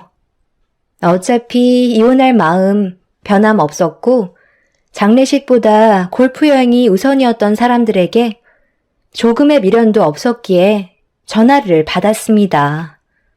시모는 저에게 욕부터 할 줄 알았는데 본인들이 잃을 게 더 많다고 생각했는지 제 심기를 건드리지 않으려 애를 쓰고 있었어요. 저기 서준애미야. 아직도 화가 많이 난 거야? 우리 가족이 골프 여행 간 것 때문에 그러는 거니? 내 아들이 어쩔 수 없는 상황이라고 돈까지 이미 결제한 상태라 다녀올 수밖에 없을 것 같다고 문자 한 통 남긴 뒤 조용히 사라진 건데 그게 너무 서운했었니? 그런데 우리 입장도 생각해줘야지. 맨날 여행 간 것도 아니고 정말 어쩌다가 초저가 한번 나와서 다녀온 것뿐인데 꼭 이런 식으로 집에 있는 짐들을 전부 다 집 밖으로 빼놨어야 했어? 지금 어디에 있는 거야? 우리 만나서 대화로 풀어나가자. 그런 거 어려운 거 아니잖아? 그동안 우리가 잘못했던 거 앞으로 잘할 테니까 이대로 인연 끊어내지 말고 좋게 생각 좀 해줄 수 없겠니? 그렇게는 할 수 없을 것 같은데요. 저는 이미 그 사람이랑 이혼을 결정했었고 제 마음 변한 건 하나도 없으니까요. 그 사람도 저보단 골프 여행이 우선 아니었나요? 다른 사람도 아니고 저희 가족이 한날 한시에 전부 다 세상을 떠났는데 머릿속에는 온통 골프 칠 생각만 하고 있었잖아요. 가진 것도 집불 없으시면서 골프는 치고 싶으셨나 봐요. 평생 그렇게 살다가 세상 떠나세요. 그렇게 사는 게 오히려 속 편할지도 모르겠네요.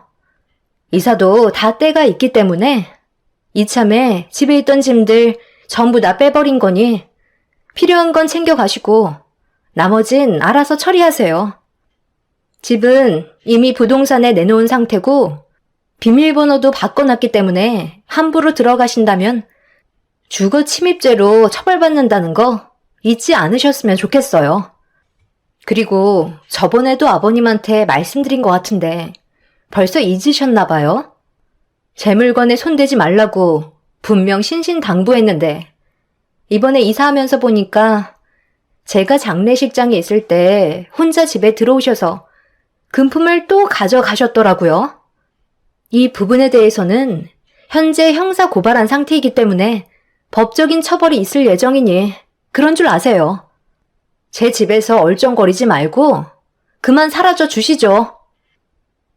부모님 댁으로 옮기려고 짐을 싸고 있는데 엄마한테 받았던 금품들이 전부 다 사라졌길래 CCTV를 확인해 보니 제가 장례식장에 있을 때 시부는 몰래 방으로 들어와 금품에 손을 댔고 급하게 도망을 친 모습이 고스란히 찍혀 있었어요. 어차피 걸리게 될 걸 왜 그런 행동을 저질렀는지 이해를 할 수가 없었습니다. 물질에 대한 욕심이 결국 화를 불러일으키게 된 거였죠. 그날 이후 시부는 금품에 손을 댄 거에 대해 법적인 처벌을 받았고 남편과는 더 이상 함께 살아갈 이유가 없었기 때문에 이혼을 하게 되면서 남남이 되어 버렸습니다.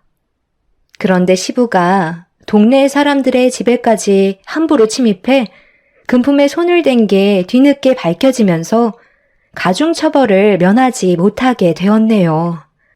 이런 사실을 시댁 식구들도 전혀 모르는 눈치였는지 상당히 당황스러워했고 시부는 2년의 징역을 처벌받게 되었습니다. 그렇게 시댁 식구들과의 인연을 끊어낸 채 지금 현재 저는 제 아이와 단둘이 살아가고 있는 중입니다. 앞으로 살아가면서 해야 될 일들을 생각하면 막막하지만 그래도 앞만 보며 달려가다 보면 저한테도 행복한 날들이 다시 찾아오겠죠. 두 번 다시 그 사람들과 마주하고 싶지 않네요. 정말 기억하고 싶지 않은 10년이었지만 인생 경험이라 생각하고 앞으로 열심히 살아가도록 하겠습니다. 제 사연 들어주신 분들 감사합니다. 안녕하세요. 결혼 20년 차 직장인입니다. 얼마 전 며느리가 승진을 했다면서 시어머니가 꽃을 보내온 지인의 모습을 보고 참 많은 생각이 들었는데요. 제가 결혼을 할 당시만 하더라도 가부장적인 집안이 생각보다 많았어요. 세상이 그때도 많이 변했다곤 했지만 여전히 남편의 말이 중요했고 시댁에서 며느리를 대하는 태도도 좋지 않았던 경우가 많았죠. 저 역시 그런 집안의 며느리 중 한 명이었어요. 결혼할 당시 저와 남편은 서로 누가 잘났다고 하기 어려울 정도로 비슷한 수준이었고 양가 집안의 수준도 비슷했어요.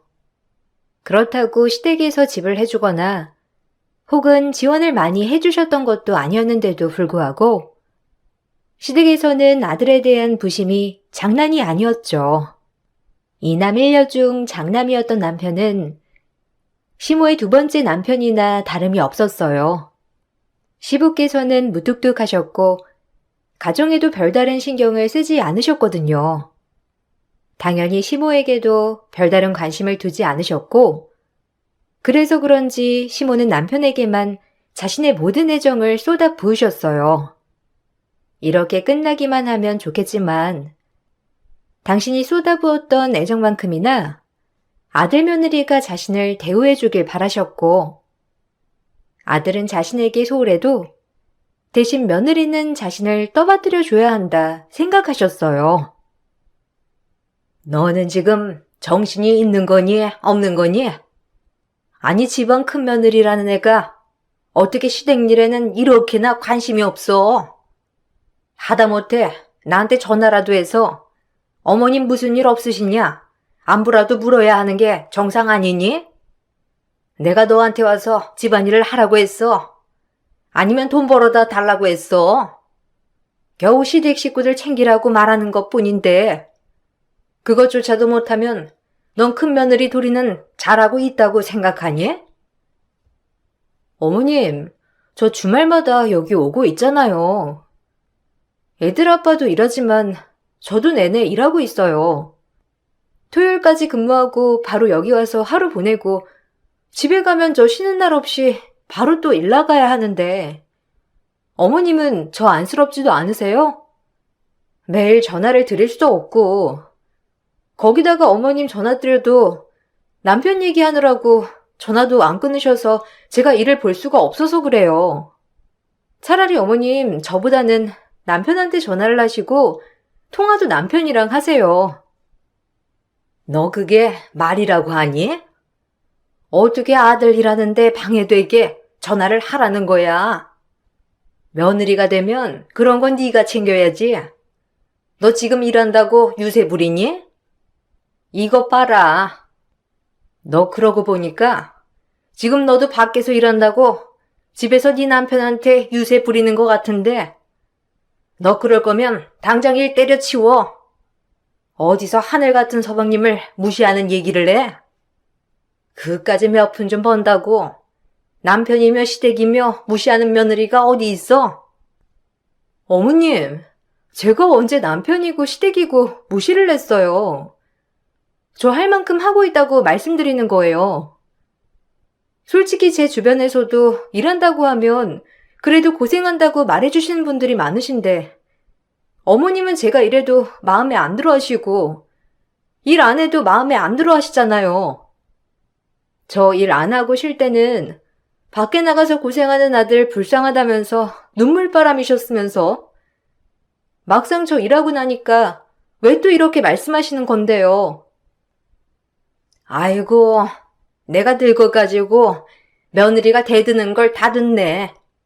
아들아, 이것 봐라. 며느리가 늙은 시어미 앞에서 두 눈 똑바로 뜨고 대드는 거. 이거 보고서도 너는 네 아내가 잘한다고 생각하니?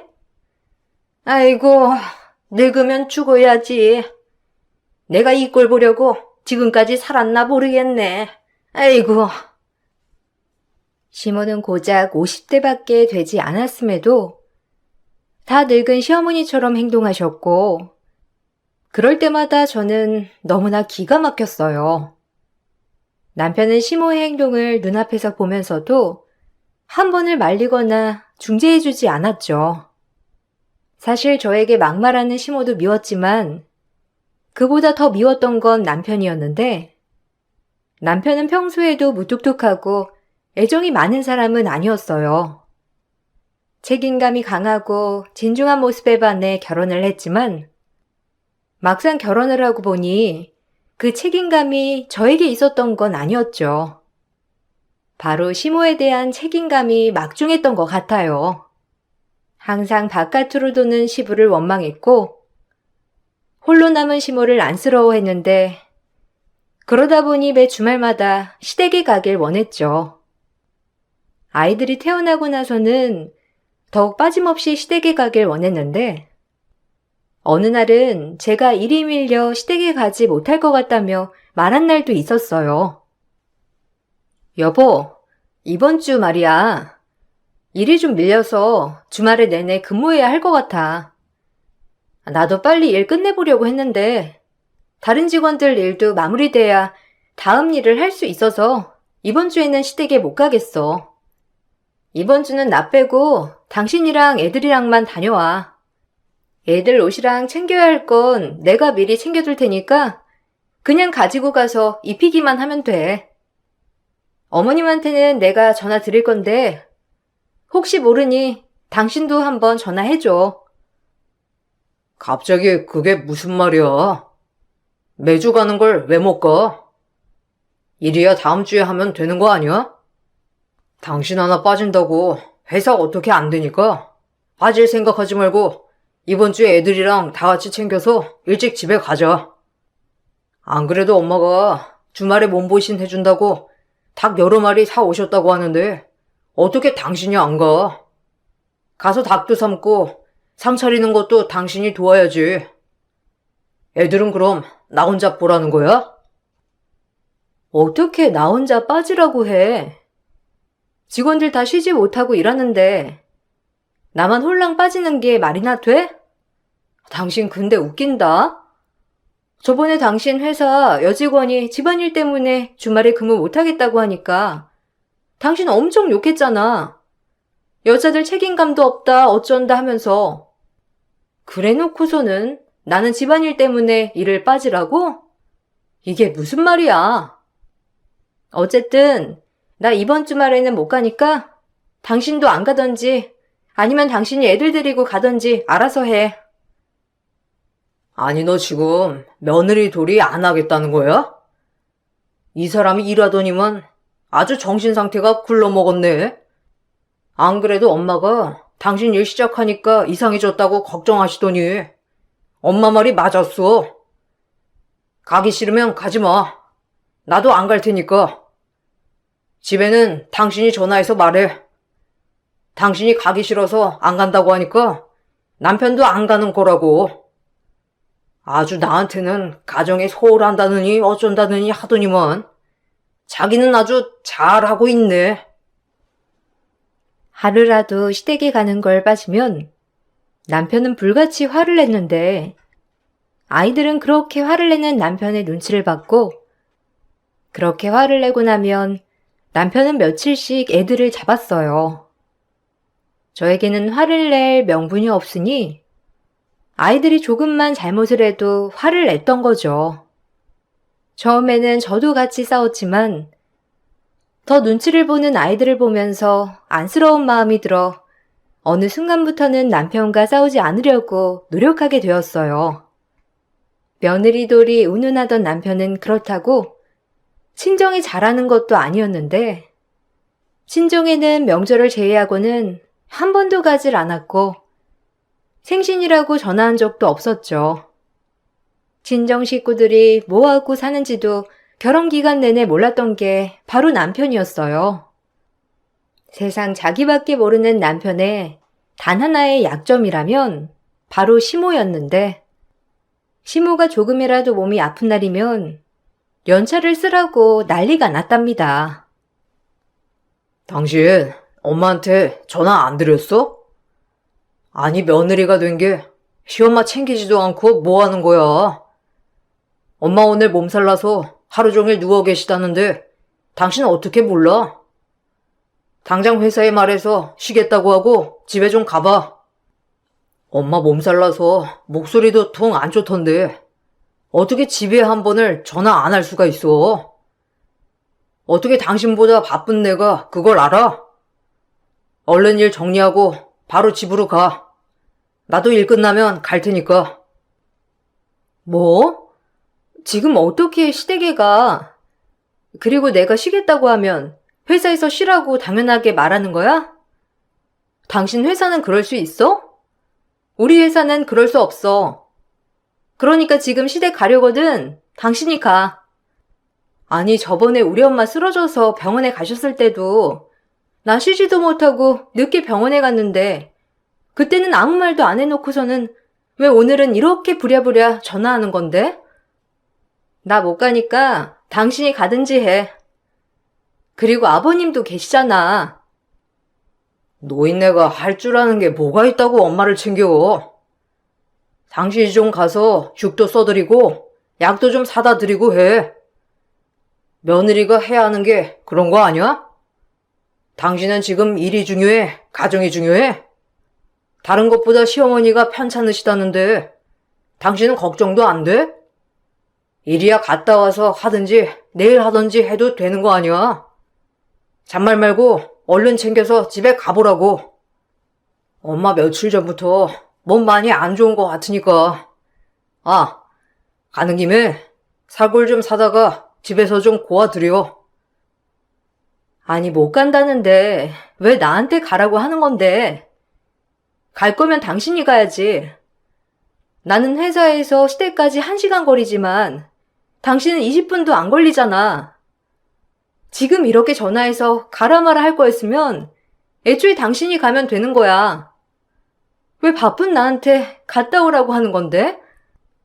그리고 내가 이 말까진 안 하려고 했는데 나 아침에 어머님이랑 통화했어. 아프신 분이 아침 새벽부터 목욕탕을 갔다 오셨다고? 당신 어머님 아프다는 거 제대로 확인한 건 맞아? 안 그래도 어머님 사골 구워서 가지고 오라고 한 거 내가 시간 없으니까 주말에 가져가겠다고 했는데 당신한테는 아프다고 한 거야. 나 빨리 가지고 오라고 하려고.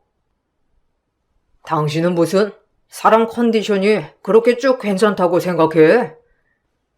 엄마가 아침에는 컨디션 괜찮아서 목욕탕 다녀오셨을 수도 있는 거지. 무슨 말을 그렇게 해? 그리고 엄마가 오죽 답답하면 아프다고까지 하시면서 나한테 전화를 다 하셨겠어? 아들 일하는 거 방해될까봐 전화도 잘 안 하시는 분이. 어쨌든 엄마가 뭔 일이 있으니까 전화하셨겠지. 자꾸 토달지 말고 얼른 갔다 와. 막무가내로 갔다 오라는 남편의 말에 어처구니가 없었고 남편에게 가라고 해봤자 자기는 가장이고 일을 내팽개치고 어떻게 가냐면서 황당한 얘기만 늘어놓았죠. 저도 마찬가지 아니냐고 하면 제가 하는 일은 어차피 없어도 되는 일 아니냐면서 제 일까지 무시하곤 했어요. 당장이라도 갈라서고 싶었지만 친정이 넉넉한 편도 아니었고 이혼도 반대하셨을 뿐더러 아이들도 아직 어렸기 때문에 쉽게 결정할 수 없었어요. 그나마 시댁만 아니면 남편과는 큰 트러블이 없이 지냈기에 조금만 참자 생각을 했었죠. 그러던 중 큰아이가 아파서 주말에 시댁을 가지 못한 날이 있었고 남편만 혼자서 시댁에 가게 되었는데 시모가 저녁에 연락이 왔더라고요. 저는 처음에 아이 걱정에 연락을 한 줄 알았어요. 예, 큰애는 좀 괜찮니? 그러게 엄마가 집에서 아이들을 돌봐야 하는 걸 밖에서 그렇게 놔두니까 애들이 아픈 거 아니니? 이게 다 티가 나는 거야. 엄마가 집에 없는 게 이런 식으로 티가 나는 거라니까. 에휴, 불쌍한 것들. 엄마가 집에 붙어 있어야 마음도 안정되고 할 건데. 그러질 못하니까 애들이 몸이 자꾸 아프지. 너는 애들한테 미안하지도 않니? 네가 애초에 살림을 알뜰하게 잘했으면 밖에서 그렇게 일할 필요가 뭐가 있겠어? 어머님, 애들 걱정해서 전화하신 거예요? 큰애는 지금 열 많이 내렸어요. 요새 감기가 유행이라 학교에서 옮았던 것 같아요. 애들 크면서 안 아픈 애들이 어디 있어요. 엄마가 집에 있는다고 해서 안 아픈 것도 아닌데. 어머님 저 찔리라고 자꾸 그렇게 말씀하시는 거예요? 어머님 그래도 제가 밖에서 일을 하니까 남편 생활비 부담도 덜고 좋은 거죠. 어머님은 애들 여기저기 학원 보내라, 뭐 시켜라 하시면서 그 돈은 어떻게 내라고요? 제가 일이라도 하니까 가능한 거지. 어쨌든 네가 알뜰살뜰 잘 가게 꾸렸으면 애비 일하는 것만으로도 충분히 먹고 살았어. 그나저나 애가 그렇게 일찍 괜찮아질 거였으면 그냥 여기 오지 그랬니? 안 그래도 내가 오늘 너무 속상해가지고 눈물이 다 났다니까. 고생하지 말고 편안하게 살라고 결혼까지 시켜뒀더니만 아들이 오늘 집에 와서 뭐 했는지 아니? 설거지를 다 했어. 그 고생한 손으로 설거지 하는데 어찌나 눈물이 나는지. 네가 할 일을 우리 아들이 대신한 거야. 네? 어머님. 저도 친정 가면 제가 설거지 해요. 원래 자기가 먹은 건 설거지 할 수도 있는 거죠. 무슨 제가 할 일이라고 하세요? 남편이 그래도 어머님이 설거지하게 두지 않고 자기가 했으니 장하다고 해야지. 왜 또 제 얘기가 나와요? 그리고 애들 한번 열나면 계속 열오르는 거 아시면서 어떻게 오늘 거길 가요? 어머님, 저 진짜 서운해요. 남편 저번에 살짝 열 조금 있을 때는 아무 데도 가지 말고 약 챙겨서 시간마다 열 떨어졌나 확인하시고서는 왜 저희 아프니까 그렇게 말씀하시는데요? 저 너무 서운하네요. 서운할 것도 많다. 예, 당연한 거 아니니? 우리 아들은 내 배 아파 낳은 자식이고 손주는 네 배 아파 낳은 자식인데 누가 더 아깝겠어? 그나마 우리 아들 핏줄이니까 내가 이 정도로 관심 주는 거지. 네 핏줄이었으면 내가 진작에 안 받지 뭐. 하여튼 다음에는 네 남편만 보내지 말고 다 같이 와. 와서 다시 한번 우리 귀한 아들 손에 물 묻히면 나 그때는 가만 안 둘 거야. 알았니? 귀한 아들 손에 물을 묻혔다고 하는 시모의 말을 듣고 무슨 말을 해야 할지 어처구니가 없을 정도였어요. 남편 앞에서는 세상 귀한 손주처럼 아이들을 아껴줬지만 남편이 없는 자리에서는 시모는 손주들에게도 정을 주지 않으셨죠. 그러다 보니 아이들이 점점 크면서 시댁에 가는 걸 꺼려했고 불편해했는데 그런 모습을 보며 남편은 오냐오냐 해주니 애들 버릇이 없는 거라고 말을 했어요. 시모와 남편은 마치 세상에 그 두 사람만 소중한 사람인 것 마냥 행동을 했고 남편은 자존심도 강하고 자기가 제일 잘난 사람이라 생각을 했어요. 자신감이 넘쳤고 똑똑하고 부지런했지만 그만큼 고집이 셌고 회사 내에서도 트러블이 많았죠. 어느 날은 남편의 직장 상사랑 트러블이 있어서 일을 그만두겠다며 말을 꺼낸 적이 있었는데 이미 사직서까지 냈다는 남편의 말에 저는 그동안 남편이 벌려놓은 일들이 떠올라 하나둘씩 언급했고 아마 남편은 그 모습이 서운했던 것 같더라고요. 저는 남편의 일에 관여를 하진 않았지만 제가 일을 내서 그런지 남편은 100만 원의 생활비를 제외하고는 모두 거래처 접대 비용, 선물 비용으로 사용하는 것 같았어요. 그렇게 벌려놓은 카드값이며 빚들은 생각도 안 하고 무작정 사직서를 냈다는 게 전 어이가 없었는데 남편은 그것도 생각하지 않은 것 같았죠. 더군다나 남편과 트러블이 있었던 상사는 몇 주 후면 지방지점으로 발령이 나서 이동을 할 사람이라 지금에 와서 그만둔다는 게 이해가 되지 않았고 그것 때문에 남편과도 크게 다퉜던 날이 있었어요. 그 다툼으로 남편은 시댁으로 가서 생활을 했는데 며칠 후에 시모가 저에게 전화를 해 오셨죠. 너 지금 일한다고 우리 아들 무시하는 거니? 네가 벌면 얼마나 번다고? 가장이 길을 펼 수 있어야 가정이 올바로 서는 거야. 어떻게 집안의 가장을 이렇게 내쫓을 수가 있니? 당장 와서 무릎 꿇고 사과하고 네 남편 모시고 가. 어떻게 버리장머리 없게 다퉜다고 집을 나가라고 할 수가 있어? 네가 얼마나 잘났길래 회사 일로 스트레스 받는 애를 그렇게 몰아붙여? 어머님, 제가 언제 남편을 몰아붙였다고 그러세요? 제가 집 나가라고 한 게 아니라 남편이 짐 싸들고 나간 거예요.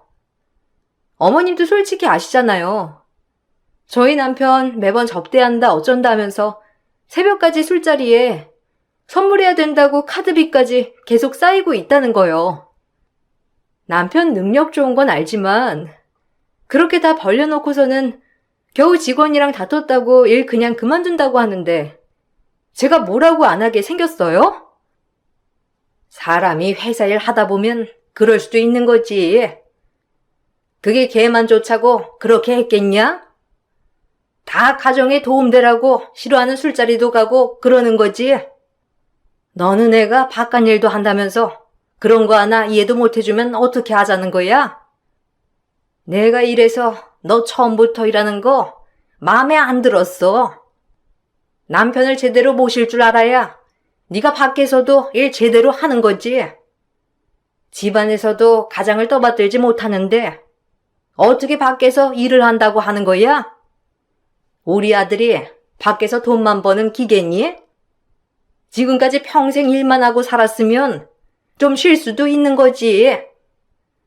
그것 가지고 잔소리에 바가지에 얼마나 못 견디겠으면 집까지 찾아와? 아니, 왜 그게 제 일까지 연결이 돼요? 남편이랑은 잘 얘기해서 풀게요. 어머님도 너무 남편 편만 들지 마시고 혼낼 때는 혼도 내주세요. 남편이 이번에는 진짜 그냥 앞뒤 생각도 안 하고 사직서 던져두고 온 거예요. 회사에서 직원이 와서 사직서 반려했다고 했으니까 그것만 좀 전해주세요.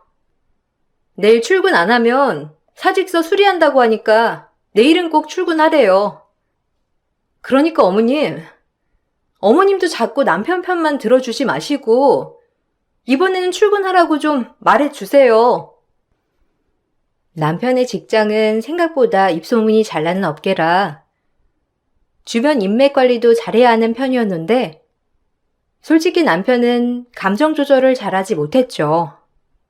그러다 보니 직원들과 트러블도 많은 편이었으나 그나마 일 잘하고 성과도 잘 내서 회사에서는 내치려야 내칠 수 없는 존재였어요.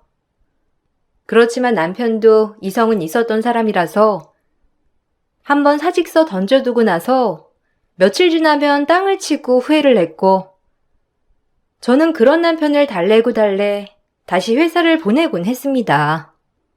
몇 번의 외기 끝에 남편은 한 직장을 오래 다니게 되었고 그렇게 10년을 넘게 장기 근무를 하게 되었어요.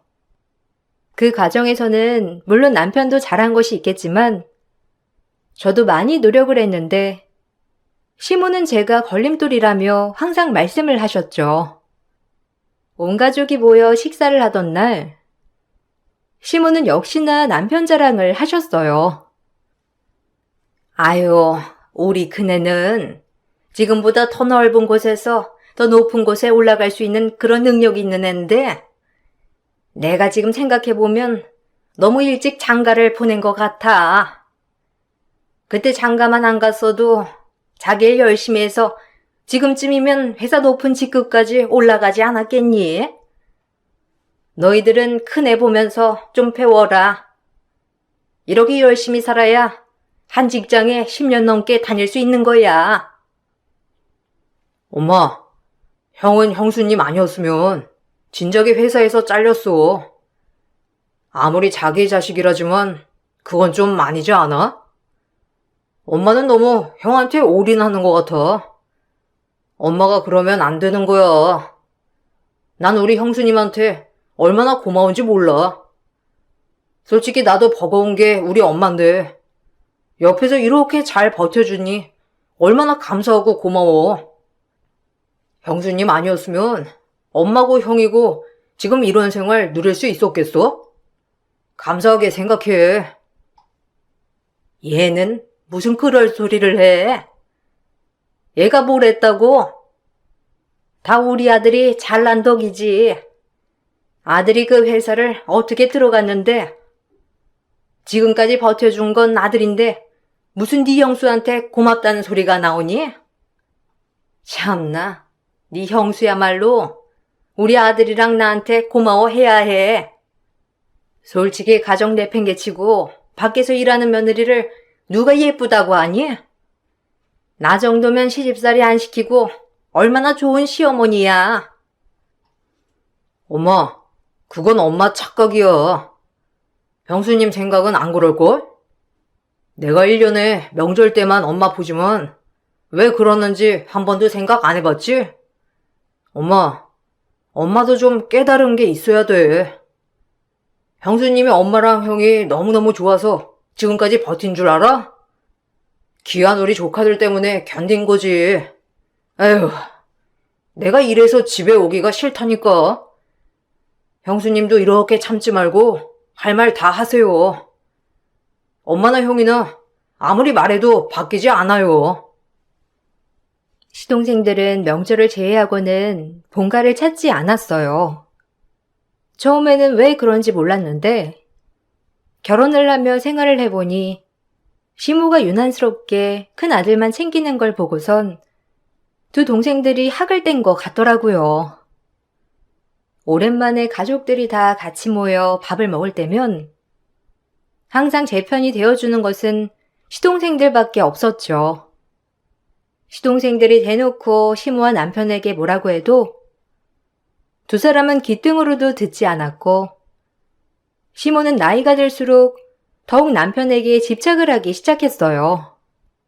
어디가 아프거나 무슨 사소한 일이라도 있으면 시부가 아닌 남편부터 찾았고 남편은 혼자서 처리하기 귀찮으니 항상 저에게 그 일을 떠맡겼죠. 그러다 보니 남편과의 트러블도 점점 더 심해지기 시작했는데 예전에는 남편이 알아서 시댁 일을 처리했으니 저와 직접적으로 부딪히는 일이 없었지만 점점 남편도 귀찮아하면서 저에게 넘기니까 저와 많이 부딪히게 되었답니다. 다음 주에 엄마 건강검진이니까 시간 비워둬. 예약은 내가 해놨으니까. 그러고 보니 당신이 며느리인데 그런 거는 알아서 좀 해줄 수 없어? 밖에서 일하는 내가 이런 거 일일이 다 챙겨야 하나? 지금 우리가 결혼한 지 몇 년째인데 아직도 내가 일일이 다 챙기고 있는 거야? 당신 이거 직무유기야, 직무유기. 며느리로서 할 도리는 제대로 해야 하지 않겠어? 직무유기는 무슨? 당신 지금까지 하나부터 열까지 시댁에 관련된 일 누가 했다고 생각해? 당신이 했다고 생각해? 당신은 지금처럼 건강검진을 해야 하는 거면 예약만 해놓고 손 놓아버리잖아. 결국 병원까지 모시고 가야 하는 건 나고. 아니야? 어머님 아프다고 하면 내가 모시고 가야 하고 집에 무슨 일 있으면 내가 가봐야 하고 이게 며느리 도리야? 며느리가 아니고 종 아니냐고. 뭐? 당신 말 다 했어? 엄마가 당신한테 얼마나 잘해주는데 지금 그게 말이라고? 원래 사람은 기브 앤 테이크가 돼야 하는 거야. 그게 마땅한 건데 당신은 어떻게 엄마한테 받기만 하고 줄 생각은 안 해? 솔직히 우리 엄마 같은 시어머니가 어디 있어? 집에 와서 청소를 하라고 해. 아니면 빨래를 하라고 해. 당연히 노인네가 혼자서 병원 가기 힘드니까 같이 가지고 할 수 있는 거지. 당신이라고 안 늙을 것 같아? 내가 병원 가는 것 때문에 그래? 청소 안 하고 빨래 안 하면 시집살이 안 시키는 거니? 그래, 어디 한번 따져보자. 내가 받은 게 뭐가 있는데?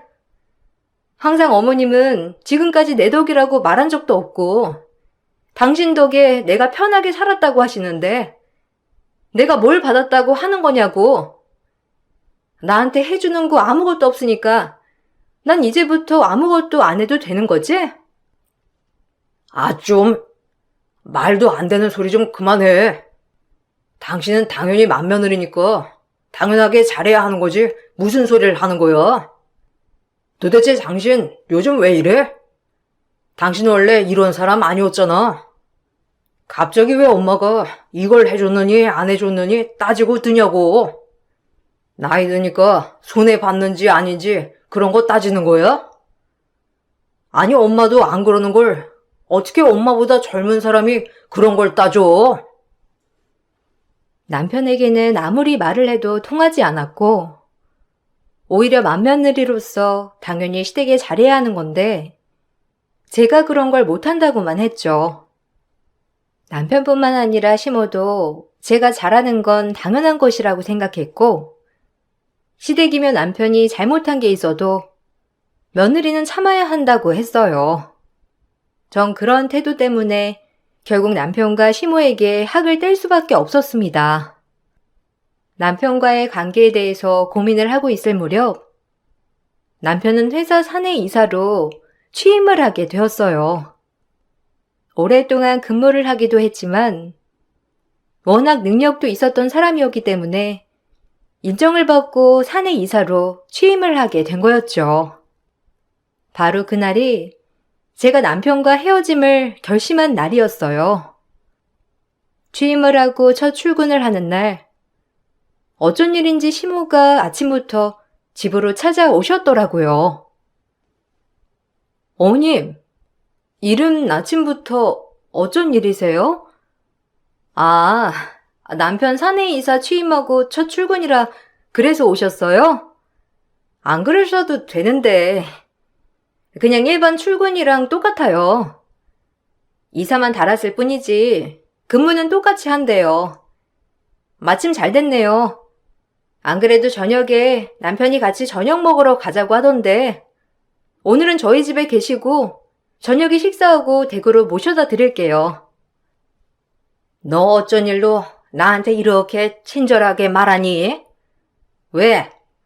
남편이 사내이사 됐다고 하니까 네가 뭐라도 된 거 같니?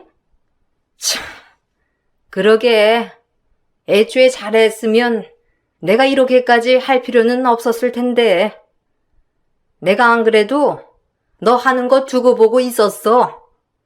그동안 며느리라고 들였더니 뭐 하는 것도 없고 남편 기나 꺾고 있고 내가 어디까지 하나 두고 보고 있었다고. 오늘이 딱 너 내보내기 좋은 날이네. 네? 지금 무슨 소리를 하시는 거예요? 일단 저 출근해야 하니까 갔다 와서 얘기해요. 안 그래도 저도 남편한테 할 얘기 있었는데 어머님이 그렇게 말씀을 하시니 어머님도 들으셔야 할 것 같네요. 그리고 제가 뭘 그렇게 잘못했는데요. 제가 지금까지 안 한 게 뭐가 있어요? 어머님 아프다고 하면 병원 모시고 가고 주말마다 시댁에 가고 이건 제가 한 게 아니에요? 예, 그 정도는 누구나 다 하는 거야. 그게 특별하다고 생각하니? 네가 우리 아들 발목만 안 잡았으면 애초에 우리 아들은 큰 물에서 놀았을 거다. 네 아들은 큰 물에서 놀 거니 넌 빠져. 시모는 절 내쫓으려고 집까지 찾아온 것이었는데 그 모습을 보면서도 아무 말도 안 하고 있던 남편이 더 야속했죠. 그렇지만 전 이 상황을 예상하지 않았던 건 아니었어요. 그동안 준비하고 있었던 이혼장을 두말 없이 두 사람의 면전에다 던져주며 이 피라미드라 오로파 거기 대표 이사야 라고 말을 했습니다.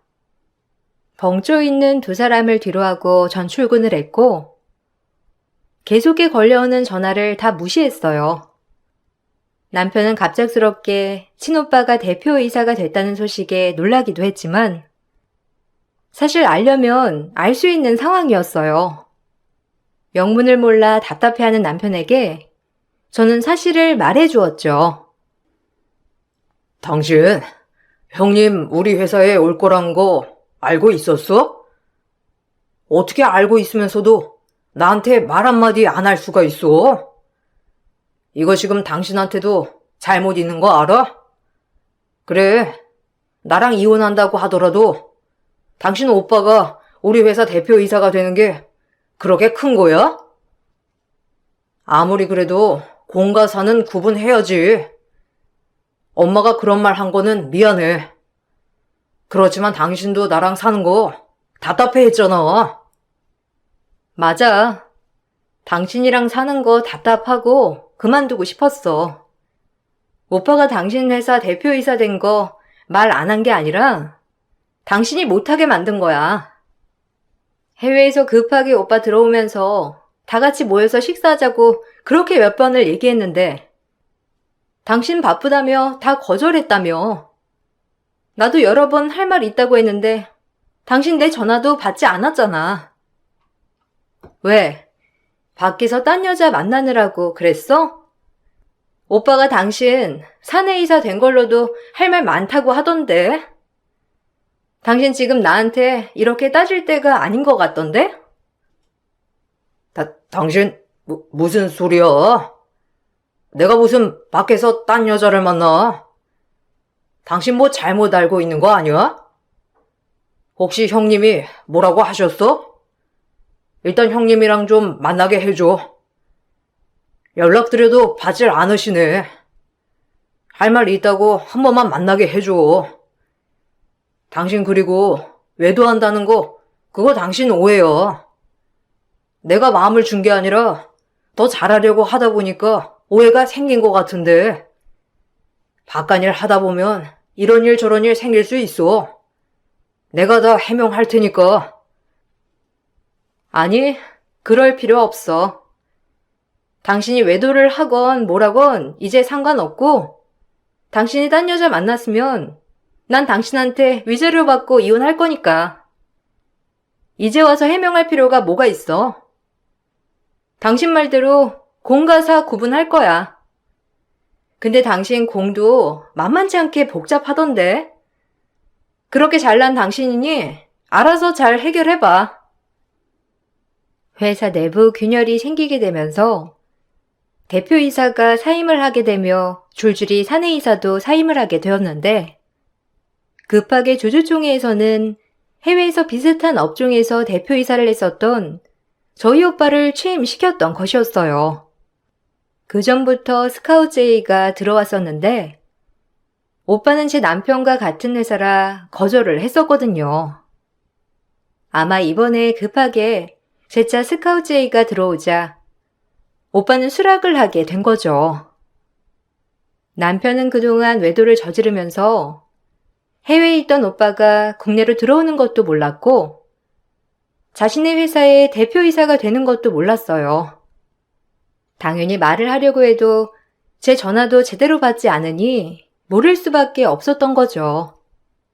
전 이혼장을 날리고 바로 소송을 준비했어요. 집에서도 제 상황을 다 알게 되었고 물론 친오빠의 귀에도 들어가게 되었는데 그 뒤로 드러난 사실은 더욱 충격적이었어요. 남편이 외도를 저지르고 있었던 것도 충격이었지만 상간녀의 정체는 바로 남편 회사 주주 중 한 명의 딸과 외도를 저지르고 있었다는 것이었어요. 그 사실을 알고선 전 너무나 분노를 할 수밖에 없었고, 거기다 남편이 사내이사로 취임하게 된 과정 속에서도 이 상간녀가 끼어 있었어요. 상간녀가 자신의 아빠에게 남편을 사내이사로 올려달라고 말을 했는지 어쨌는지 제 이혼 소식에 친오빠도 회사에서 따로 조사를 하게 되었고, 그 회사 주주는 남편을 사내이사로 강력하게 추천을 했던 것이었어요. 능력은 부풀어져 있었고, 성과 중에서도 사실이 아닌 것들이 드러나게 되며, 결국 남편은 사내이사에서 일주일도 안 돼 퇴임을 하게 되었습니다. 물론 외도 사실도 드러나게 되며, 남편뿐만 아니라 그 회사 주주도 회사 일에 손을 떼게 되었죠. 이혼 소송은 순조로웠고, 외도를 저지른 남편에게 유책 사유가 있어서 위자료를 받고 이혼을 하게 되었어요. 재산 분할도 매달 100만 원밖에 주지 않았던 남편에게는 분할 비율이 높지 않게 설정이 되었고, 아이들의 양육권도 제가 가지고 오게 되었어요. 아마 시모는 아들을 사내이사로 올려준 그 상간녀가 아들의 동아줄이 될 거라고 생각했는지 사내이사로 취임하던 날 부랴부랴 저를 내쫓으려 오셨던 것 같아요. 그렇지만 결국은 파국이었죠. 뒤늦게 시모는 저에게 미안하다며 한 번만 기회를 달라고 하셨어요. 어미야, 아유, 그동안 네가 얼마나 고생이 많았니? 내가 네 고생 모르는 거 아니었는데 그래도 우리의 기도 보편할까 싶어. 내가 너무 오버했던 것 같구나. 그렇지만 내가 진심이 아니었다는 거 너도 알고 있지? 우리 지난 날은 다 잊고 다시 시작하자꾸나. 우리가 함께한 세월이 있는데 이렇게 허무하게 남이 될 순 없잖니. 우리 아들도 반성 많이 하고 있어. 회사도 그만두고 집에만 박혀서 있는데 내가 어찌나 안쓰러운지. 그렇게 안쓰러우시면 평생 끼고 사시면 되겠네요. 그렇게 귀한 아들 발목 잡는 거 저라고 하셨잖아요. 이제 헐헐 뛰어다니게 놔둬드렸는데 만족하세요? 솔직히 말하면 저 애초부터 남이라고 생각하신 거 아니세요? 이제 와서 왜 남이 될 수 없다고 하는지 모르겠네. 아니면 지금이라도 그 상간녀 아빠한테 사정이라도 해보세요. 혹시 몰라요? 그쪽에서 받아줄지? 어미야, 왜 이러니? 너 그렇게 말한 적 없었잖아. 애비가 잘하려고 그러다가 실수 한번 한 거야. 알지? 사람이 너무 잘하려고 하면 일 망치는 거. 사돈 총각이 거기 회사 대표 이사라고 했지? 그래도 그 사건 때문에 일을 그만두게 하는 건 좀 너무하지 않니? 헤어지는 건 헤어지는 거지만 그건 사적인 거고 그걸 일까지 그만두라고 하는 건 좀 그렇잖아. 아, 모르시나 본데 저랑 헤어졌다고 일 그만둔 게 아니라 사내이사 취임하는 게 불공정했다는 게 밝혀져서 그만둔 거고요. 그리고 외도까지 했으니까 그만둔 거예요. 기업 이미지 모르세요? 하긴 그걸 아는 사람들이면 이렇게 전화해서 헛소리 짓거리지는 않았겠지만 아주머니, 그렇게 귀한 아들 평생 끼고 사시고요. 저는 더 이상 아주머니랑 아주머니 아들 사이에 끼고 싶은 생각 없거든요. 전 그렇게 남편과 헤어졌습니다. 그동안 버틴 세월이 허무하긴 했지만 그래도 아이들도 잘 컸고 더욱 오기가 생겨서 열심히 일한 덕분에 저도 회사에서 인정받아 지점장으로 근무를 하고 있어요. 이제는 정말 제 삶을 위해서 살 수 있겠구나 생각하고 있답니다. 이혼을 하고 나서 어쩐지 일이 더 잘 풀리는 것 같아서 침체됐던 마음이 금방 회복이 되는 것 같네요. 그렇게 잘났다 생각했던 아들이 모든 걸 망치고 집으로 돌아온 걸 보고선 시모는 머리를 싸매고 누웠다고 하더라고요. 평생을 한번 다퉈본 적 없는 두 사람이 요즘은 하루가 멀다 하고 다툰다고 하니 참 그동안 애틋했던 게 어디 갔나 싶네요. 제 사연은 여기까지랍니다. 그때 당시는 왜 나에게 이런 일이 있을까 싶었는데 지금은 그때 찢어졌던 마음이 느껴지지 않을 정도로 너무 행복하게 잘 지내고 있답니다. 여러분들도 지금 당장은 벅차고 힘든 일 있더라도 언젠가는 나를 진실로 알아주는 일이 있을 거예요. 모두들 힘내시고 좋은 일만 가득하시길 바랄게요.